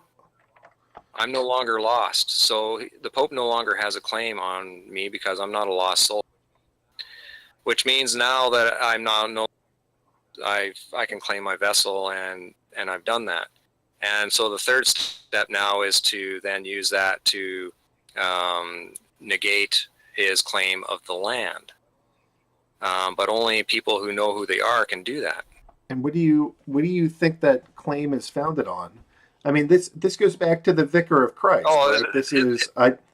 It's just Yeah. he declared it. I own it, and nobody Right. said bullshit to the Pope. Right. So it's time to call him on his bullshit. So what do you think? Like, it's so this is so fundamental of like, you know what, Rondon, who I guess is not with us right now, or maybe he changed to Cope or something, but he always asks that fundamental question of, do I own my body or does somebody else own my body? And that's the sort of fundamental principle by which he's operating to go hold his own space and maintain his own human being and his own essence. And I think that, Well, I don't own my body. My body was gifted to me by Creator, and it's my responsibility to steward the body, which means I have to look after it and make sure it's healthy and in good Well, how physical do you- condition. That's part of my responsibility as a so how steward do of you this vessel. stake a claim? Or more importantly, like, what would you do to go, like, now it's just going back to, I don't have to stake my claim. If somebody else has a claim on my vessel, I turn it around and say, okay, I yeah, so agree, this but goes prove back it. to conditional acceptance. So is this going to be Right. where you would like try conditional acceptance with the Pope and the Crown to say, all right, I accept that this land is yours, totally happy to pay taxes, gladly will participate, but by the way, you just need to prove to me unequivocally that you have a rightful claim to this. Yeah, I don't think I actually have to say that to him, because as me standing as a spiritual being, I believe that I've already made that case clear. So I'd rather focus on teaching other people how to do the same so that we can then stand together as a group of people, because that's where the real power starts to kick in, by a whole group of us standing in a peaceful way and saying no.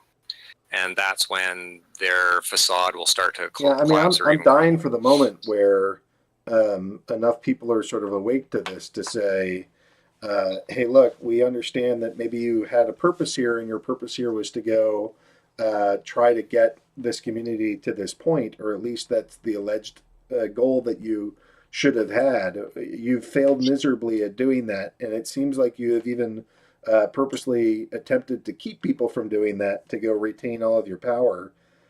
What I'm really looking for is, at some point there should be a moment where this whole freaking thing collapses, where and I hope it doesn't have to take millions of us. I mean, I really hope that there's a point where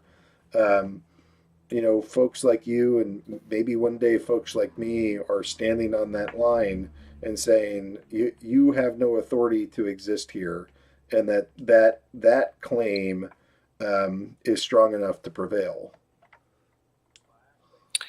I actually hope it doesn't happen for a while, because I think there's a lot of work to do in order to build the infrastructure and in order to support people, because I do think that the collapse of the system will be catastrophic, and we need millions of people to be ready to be in service to all those people that are going to be in need. And we have a lot of work to do in order to prepare for that. What do you... let's see. Non-knowledge should be here soon, and I'm giving up on some of the people that might have otherwise wanted to come on air because I didn't respond with twos. So can you give us some suggested marching orders? Like what would you tell us to do? I mean, look, like I can't tell you to do anything. You have to find that within yourself. That's the whole point I've been trying to get at. You have to follow your own heart. And because your life purpose and your path might be different than mine, because there's so much work to do. I can't do it all, and I wouldn't even pretend to know what there is all to do. But if you follow your heart, Spirit will guide you through what you need to do. Because I'm not the one driving this, Spirit is. I'm just following what Spirit is telling me, and it's your job to follow what Spirit tells you. I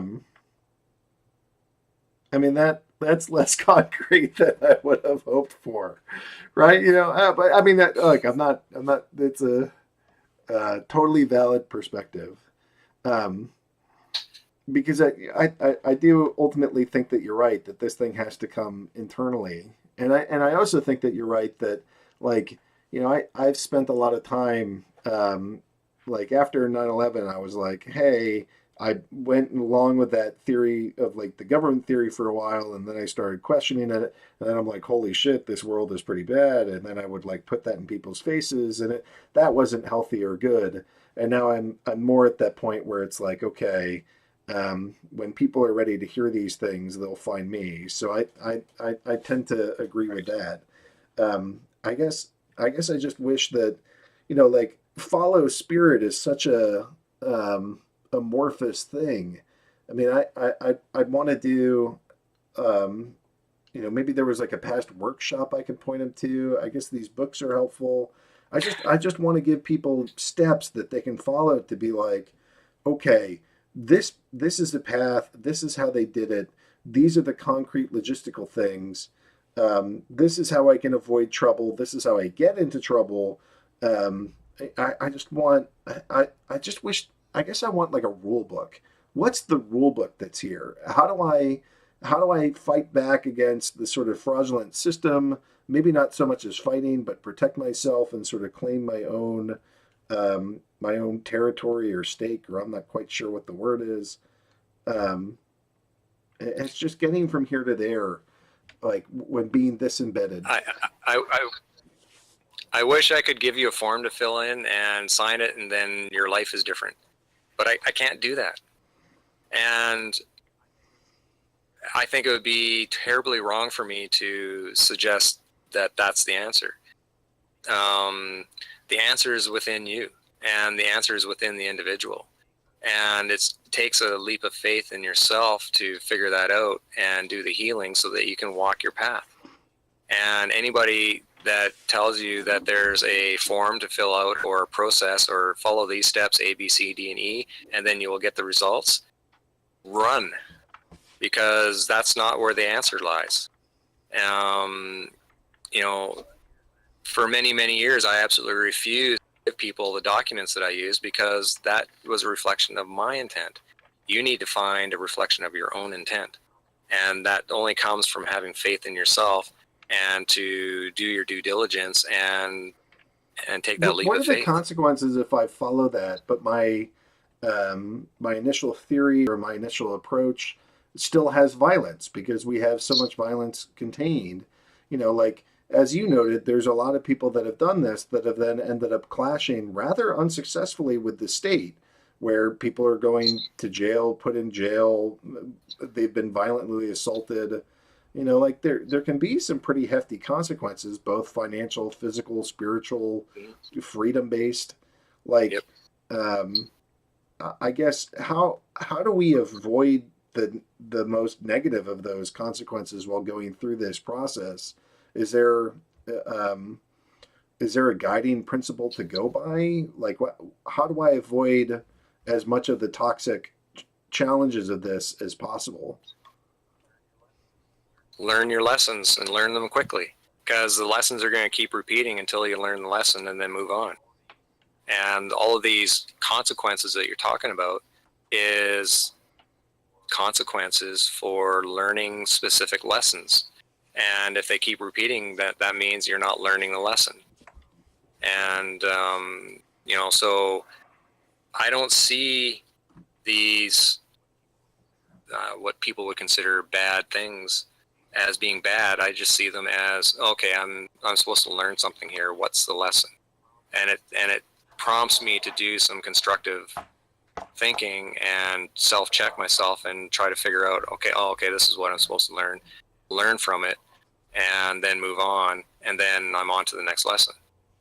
And so they're important. And so when I are confronted with it or confronted with fear, I don't try to run away from it or avoid it. I actually turn and confront it and learn and be direct with it. And, you know, that's the process I went through over the last, 20 years since my recovery from depression. So for simple things like taxes, do you think it can work a document of conditional acceptance of, all right, the state is asking me to pay a property tax. I'd be 100% happy to go pay this property tax. Please just provide me with where the authority comes from.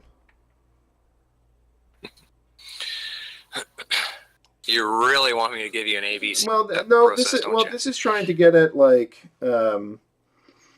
I mean, some of this is, where do I start? I mean, I already feel like I've started some of this by trying to my best to go declare peace internally and with my surrounding. Although I guess I do have some conflict with thinking I'm in an information war and really trying to go get that word out of how corrupt the system can be.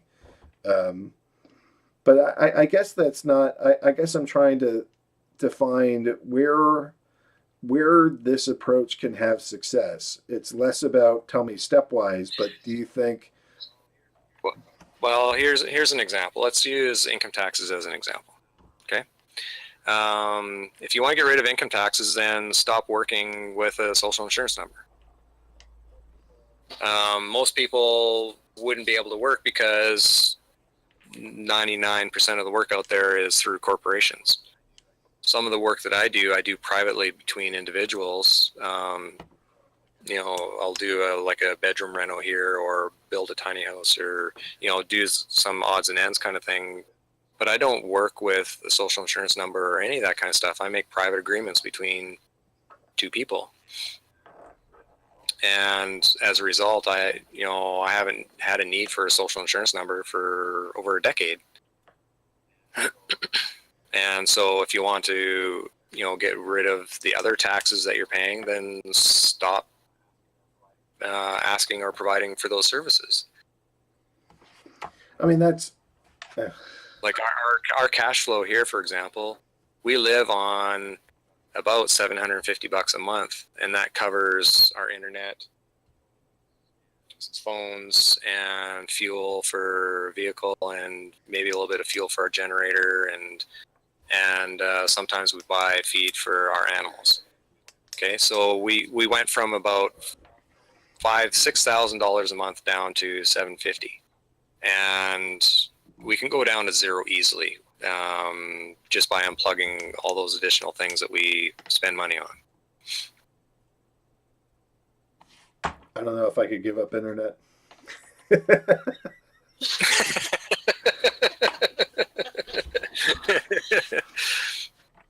But you asked me about my Steam, for example. You know, I have almost 5,600 Steam, and I don't need any of it. I actually am on Steam as a platform to share my information, and the Steam is just a bonus. So that's why I delegate it to other people. I don't actually need it, so I delegate it to other people to help them out. If it all went away, who cares? It's just tokens for me. All right. No, you're amazing. And I think I heard somebody else's voice in the background there. My wife is here. How can I refer to your wife? You can call her Carrie. I have dragged my spouse through a incomprehensibly large number of messes as I have explored this. Just talking to White Walking Feather, I know that there has got to be marital challenges that have come with this. I just want to take a second to pause and honor the spot and the role that you've played in this development. Thank you for sharing in the journey that you have. Thank you for being part of this. I think this is really the fundamental revolution. It's not like let's go kill other people, but let's go make peace with ourselves and one another. And that's really even harder than killing other people. So I can only imagine the things that I've dragged my spouse through as I've gone through this journey. Thank you for participating in this. Well, thank you. And to be honest, I'm not sure if White Walking Feather has said it, but yes, he's doing a great job because I've dragged him through so many things. He's not dragged me. She's actually the... Oh, you're the instigator. I thought that might be a little hard to believe because you're the one that's still somewhat tied to the system and you get internet through you. So I was figuring you would be the person that is less inclined to go along with these things. No, actually, I'd love to be right where he is. I find it actually harder to be in the system than it is for him to be out of the system because I take risks. He takes risks on one level, but me being in the system, I take risks as well because if they decide they want to put me in jail, I am still one of their slaves, But you can still stand on. I can stand on but I think it's harder for me because, I still have their documentation, right? And now that our kids are gone, we might be able to look at me coming out of the system because I stayed in basically so that, the kids had a parent. But it does tie us to the bank account. It ties us to the internet and to the phones and to communication. So, yeah, one of us has to do that side of it, right? Well, and to be clear, I did the work because I feel it's my duty to take those risks and test all this stuff out to protect her. So even though she's the one that drove this and it was her ideas, I felt it was my duty to take the risks and make sure that this all worked so that she wasn't in jeopardy. I mean, I'm a little nervous that I'm going to have to wait 18 years as my kids kind of go through and get to the point of adulthood so that I could leave the system and, like you said, like not worry about leaving them without a parent. But I don't know, when my last kid turns 18. I mean, I'm going to look at my wife and say, we have an interesting journey that we're going to start on exactly today.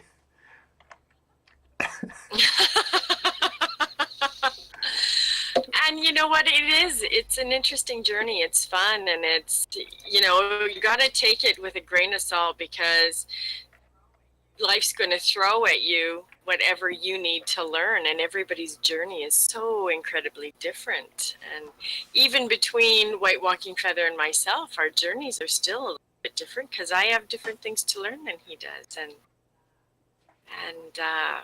you know, the ability to laugh it off is a great thing. Well, and she's our medicine woman too, so she's been studying homeopathy and other healing modalities, and that's also helped us remove medical components from our journey as well too. How much fear do you guys have of like jail time for the actions? I mean, White Walking Feather, do you, like, assuming that you are interacting peacefully, do you think you're immune from that now?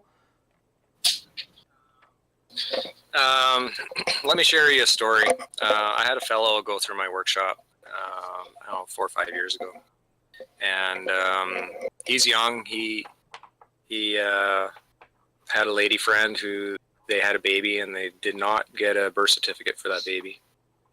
And he's in California, so this is a U.S. jurisdiction. And they were camping in a campground, public park.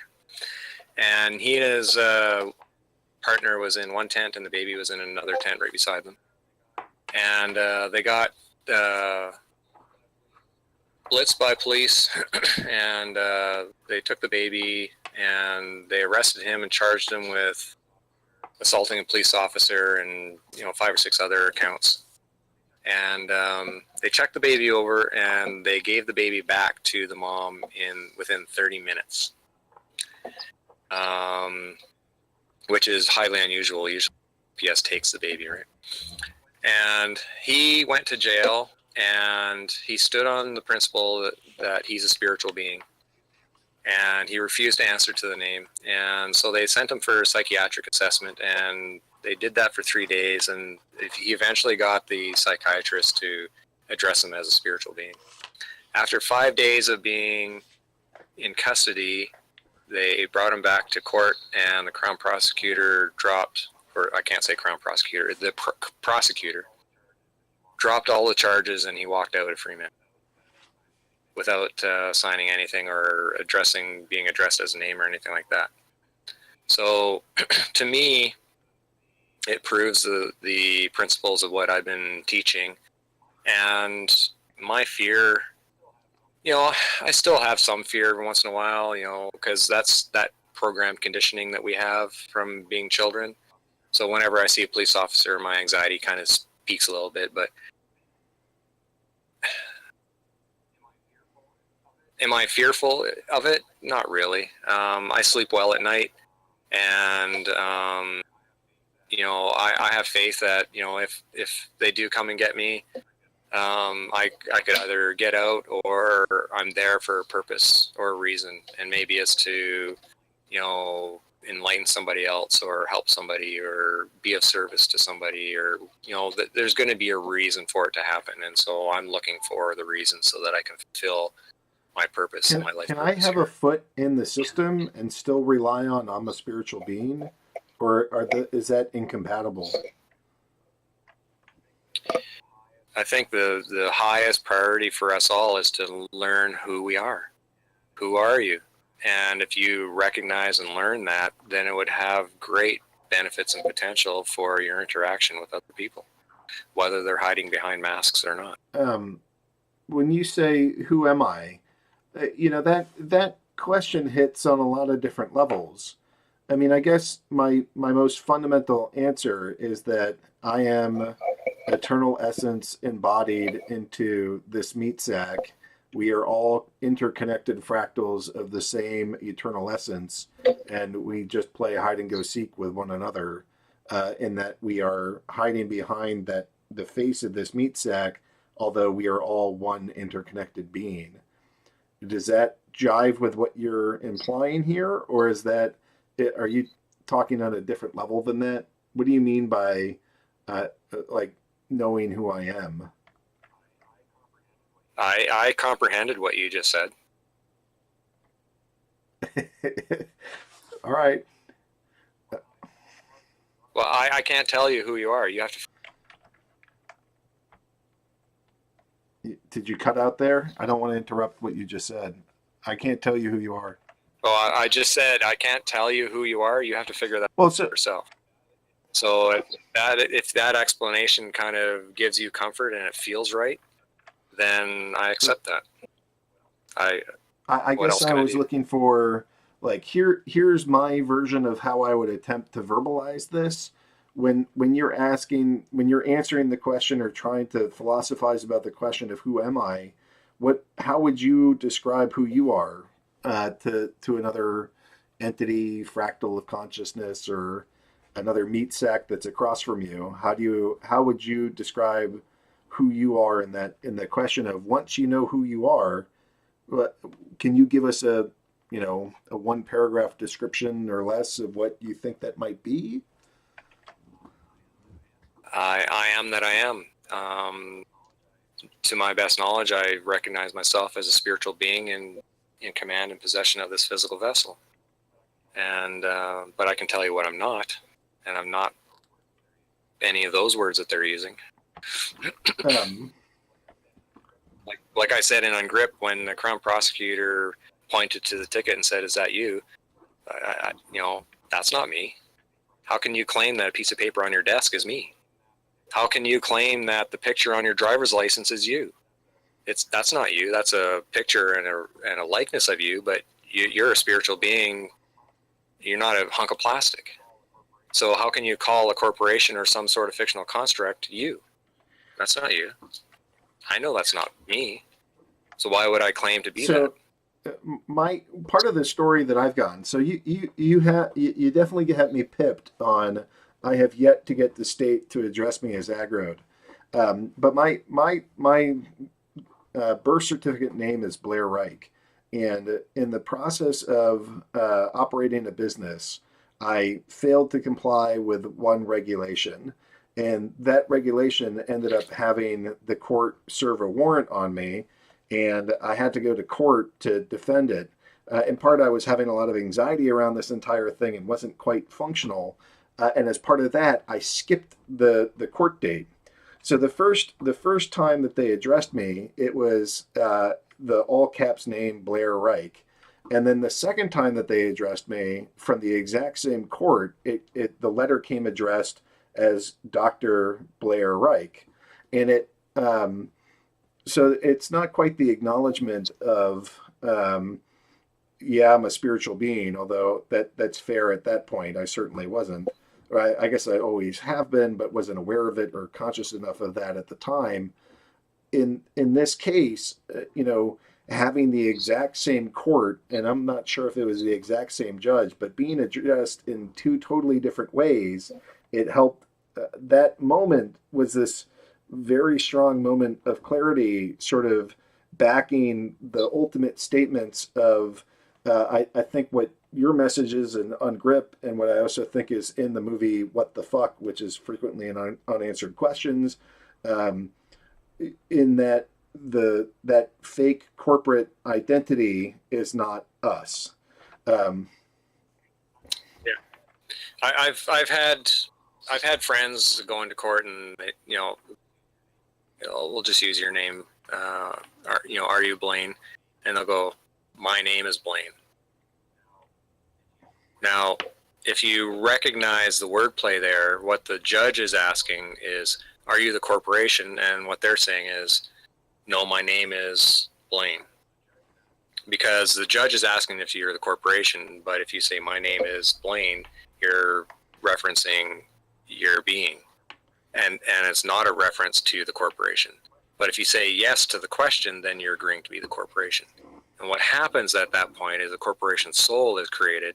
And a corporation's soul, being S-O-L-E, not S-O-U-L, being single, is a corporate entity that has one individual attached to it. So you're essentially draping the corporation over yourself. And so when you do that, you're acting as one entity. And so the courts can then act on the corporation and your vessel at the same time.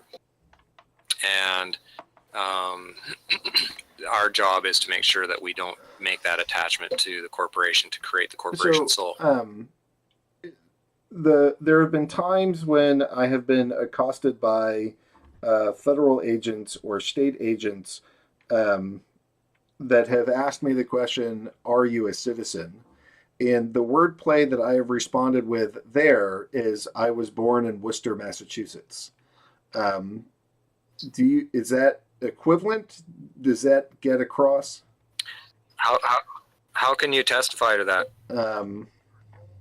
You were told that you were born there, but do you have any memories that you can actually presumably not. I mean, I don't have perfect recollection. So now you're testifying on hearsay evidence. So what? How would do you have guidance in terms of, like, if somebody asked me, "Am I a citizen?" What's the equivalent of "My name is Blair"? What is the equivalent for? Well, I'd be asking the question, "Am I being detained, or am I free to go?" Rather than answering their questions, you ask them questions. You have absolutely no obligation or duty to answer their questions. Frankly, they hold it all against you, so yeah, it's in your best interest. Like, you're not supposed to talk to the police because everything you say can and will be used against you, but never for you. So why are you answering their questions? Yeah, at some point it's because I get tired of being assaulted. You know, when I had to fly a lot for a job and I had to have a job to go support my family, I didn't like risking my job, but I was flying. And part of that flying, at first I didn't have a TSA pass, so I was going through security things all the time, and they were always sort of asking me questions and harassing me. And I'd tell them, I've tried doing the "I don't want to be detained." I've tried doing the "I don't want to be searched." Like, they either tell me you're not flying, or like there seems to be consequences that I can't get around that would impede my ability to do the work that I needed to do to support my family at the time. Yep. Ports are really challenging because they have extra powers, and whether you're crossing a border or in an airport, or on an ocean port, or all those ports, they're special zones, and we need to be consciously aware that they operate differently. Do you have any guidance in terms of, like, how to stake my claim to my spirituality while within a port? No, I don't. Okay. Well, maybe I can't help you there. That's one of my goals after my kids are out of this house, is to go play test that scenario to completion. See, in my view, what you're trying to do is you're trying to navigate the system, where what I'm trying to do is live despite the system. And so I'm prepared to make sacrifices, knowing that this will dismantle the system so that we no longer have to worry about shit like that. Because there's no reason why we can't travel anywhere in the world without having to go through that kind of assault and violence.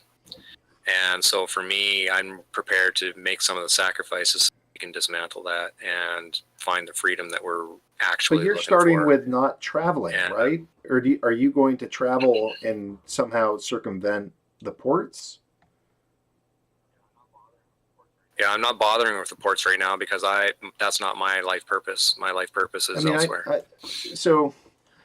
This might sound silly, but this has been something that's been in my brain for a while. I grew up watching Mad Max movies, and I loved them. And the most recent one was quite compelling to me. And part of that is that there's this sort of insane lord that rules over the one area that's livable. They all escape from it. They get to a point where they think about fleeing, or they want to figure out how they can live. And Mad Max says to them, you basically you can't just run away. You got to go clean up where you're at. And so part of what is Yep. inspiring me here is that thought of, no, fuck you guys. I'm here. This is my life. And I get to travel through your imaginary walls. And I want to be able to go, if I want to travel, I want to be able to travel. If I want to visit Hawaii, great. If I want to go to Asia, great. If I want to go to Africa, Europe, wherever, I want to be able to go travel and do it in a way that I'm not molested, my kids aren't molested, and we are free to move about the planet as like sovereign, free individuals.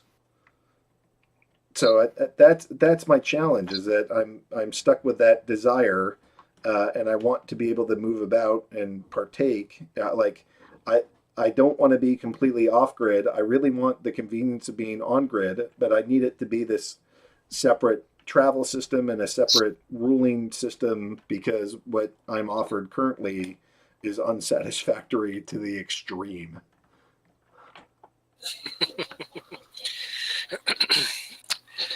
Well, what can I tell you?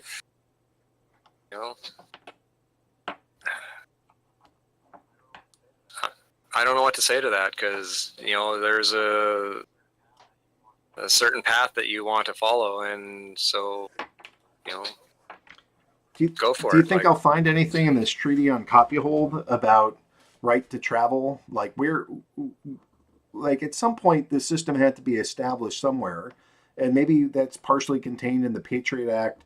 But like unraveling this whole system, I mean, I'm a scientist. I don't have enough of a legal background to feel like I want to go spend the next 8 years of my life trying to go figure out how to dig into where the authority came from to go put these crap laws into place that I then have to fight later. You're not going to find freedom in a piece of paper or words on a piece of paper. The freedom is going to be found within yourself. Yeah. Trying to express that has been less than ideal. I mean, there have been times that I've literally been put in handcuffs. It was actually by your friendly neighborhood Canadian Border Patrol, trying to go get from, actually, I think I was going from Canada back into the United States, and being like, I don't have to answer your questions. I don't agree to this. I don't consent to this. And by saying the things of like, am I being detained? I almost missed my flight home. I was getting, I got physically accosted. The vehicle got searched. I mean, I don't know if I just failed to assert my rights or my person properly, or maybe the whole system fails, or like the counter system fails at ports currently. That's what I'm saying. Ports are special, so you have to be really careful when you're going through a port. You have to do your research if you want to go through ports, and do your research, because the rules change when you go through a port. And do you have any thoughts on where the foundational document lies for how ports operate? You'll have to do that research. Okay. Yeah. I mean, look, you are an amazing wealth of knowledge on these subjects, and because I've gone into one weird area that you're not that interested in, I accept that that might not be your bailiwick. But it's hard for me to come to just how much gratitude I have towards you for the story you've created, for the approach that you've taken, for the declaration of peace, for the kindness and benevolence that you have in your heart towards your brethren. This has been an insane honor. I'm just entirely grateful. Thank you very much. I personally owe just a huge debt of, I don't know, gratitude. I don't think I could have awoken to the point that I feel like I've achieved if it wasn't for Ungrip and the thoughts that I've benefited from and explored, that in a lot of ways originated with your documentary and your story. So thank you so much.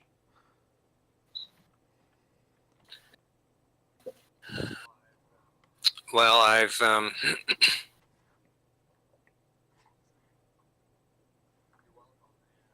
you're welcome, and this journey hasn't been easy, and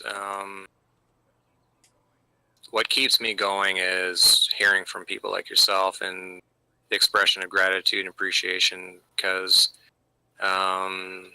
it's not easy. And there's times where I doubted myself and wondered, what in the hell am I doing? And all the sacrifices that I made, was it worth it? And second guessing and that sort of thing. And hearing from people like yourself and others who resonate with the work that I'm doing, provide some encouragement and strength to help me keep going, and knowing that I'm on the right path, and Creator speaks through you and others to encourage me to keep going. And so I'm very grateful for the invitation to be on your show and for sharing my views with you and the listeners. And I know what I talk about is not for everybody, and lots of people disagree with me, and I upset a lot of people, and and that's okay. I'm not here to be a friend for everybody. I'm here to do a very specific piece of work, and to have my work resonate with people like yourself. Actually the honor is mine. I feel very privileged to spend this time with you, and very grateful for the invitation, and I thank you for the opportunity and to build a friendship. And I hope we can continue to interact with one another into the future. And I thank you for the work that you're doing, and I appreciate your involvement in STEAM and the Peace, Abundance, Liberty channel here on Discord, and the work that you're doing. I think there's lots of synergies there, and I appreciate everything that you've been this stuff has doing as been well. highly inspired by your work. I think I can count on one hand the sort of like key philosophies and or philosophers I've drawn from. There's a camp up in Maine. It started as a summer camp, but it turned into sort of an environmental sustainability effort called the Chewonki Foundation. A lot of the rules that are in this place have been inspired by that. I'd say a ton of this has been inspired by your work and that of What the Fuck, because I think that it gets to some of the fundamental undertones of how this world operates. And that to me led me to, how do I build a counter community to all of those things that I don't like, and make it so that there's a space for an alternative way to exist. But hopefully you find things that you like here, because I feel heavily inspired by your work, and I hope that it's reflected in the people, this place, and this institution that we're working on building, because this iteration and this community wouldn't exist as it does without your thoughts and your work. I mean, I'm a hardcore discipline or disciple of the white walking feather approach, existence, manifesto, existence, being. I don't know what to call it, but I hope that you find a happy reflection of what your work has created in this space, because I think it's in large part a testament to what you've done. Well, I have noticed that, because when I was looking for witnesses to vote for, I looked into your work and I really liked what I saw, and I voted you because of exactly that. And I did that months ago. So it's clear to me that your work resonates very well, and I did what I could to support you in that work. So maybe Creator crossed our paths for a reason.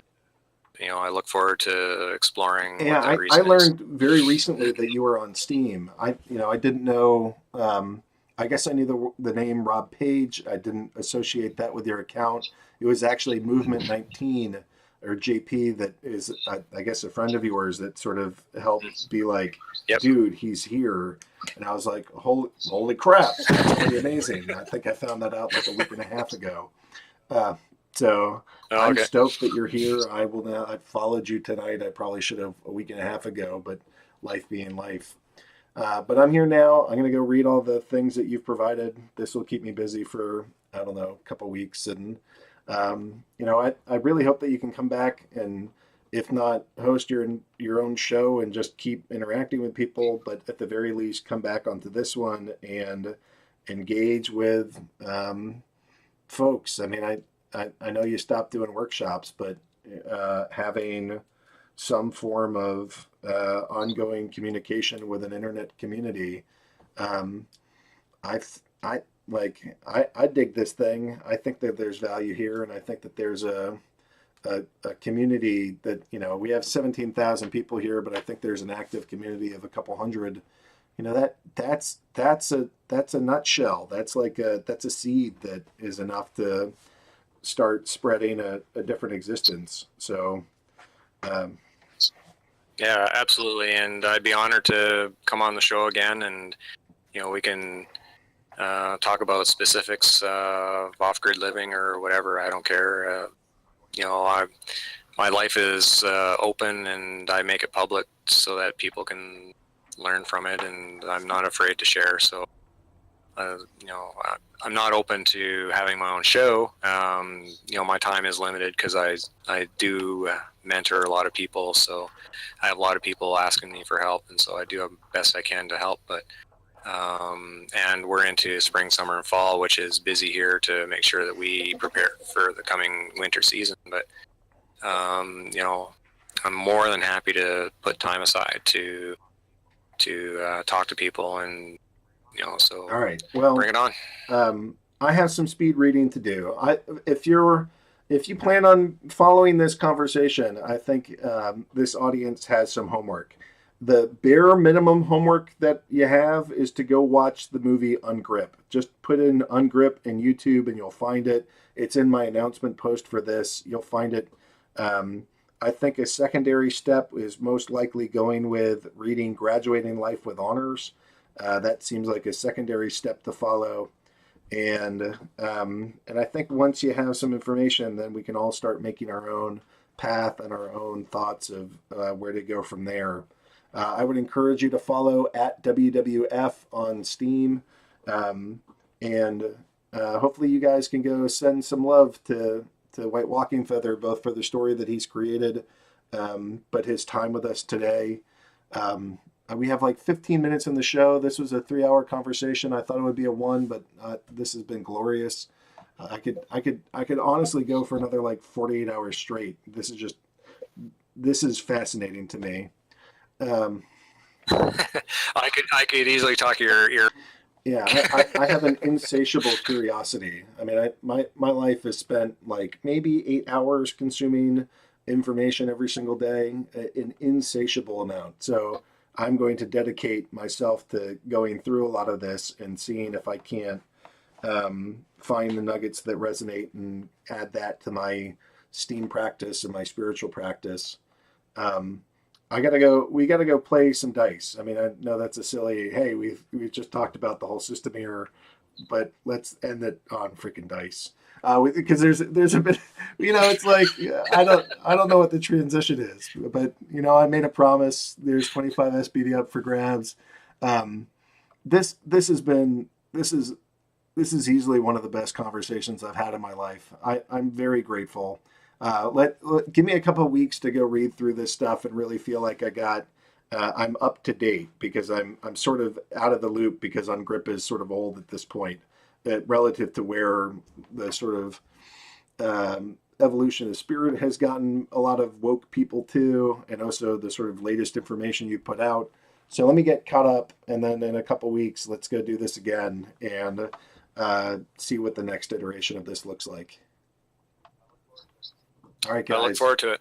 You guys Enjoy have the some reading. homework. At the very least, go watch Ungrip, and then I would encourage everybody to go read Graduating Life with Honors. Okay, Cope, we got We got a request for a Wicked Game. So we're going to play dice. Hopefully you guys, I'm not going to freebird everybody. WWF, I'm going to pull you back into chat. You're sort of welcome to play this silliness if you'd like. Thank you for your time with me. Let me go pull you back. Good night. Have a So good that night. was awesome. Thank you, Carrie. Thank you, WWF. All right, guys. We've had 2 hours and 48 minutes of seriousness. Time for, I don't know, 10 to 12 minutes of just playing dice. There's the rules for you. This is how to play Dice Bitches. Round 1, aggroed will begin by typing the command T exclamation point dice 10d10. Notice what number his dice rolled. Everyone types that same command. Note your number.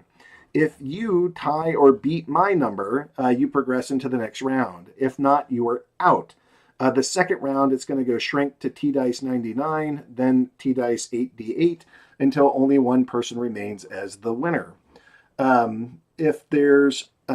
If I win once, we'll start over entirely.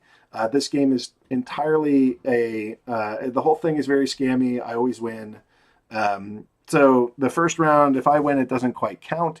The second round, I said we go find a cause. So if somebody has a charity that they want me to support, or you think that there's a good, if you think that there's something that I should be supporting, then go hit me up in chat with where you think round 2 money should go to.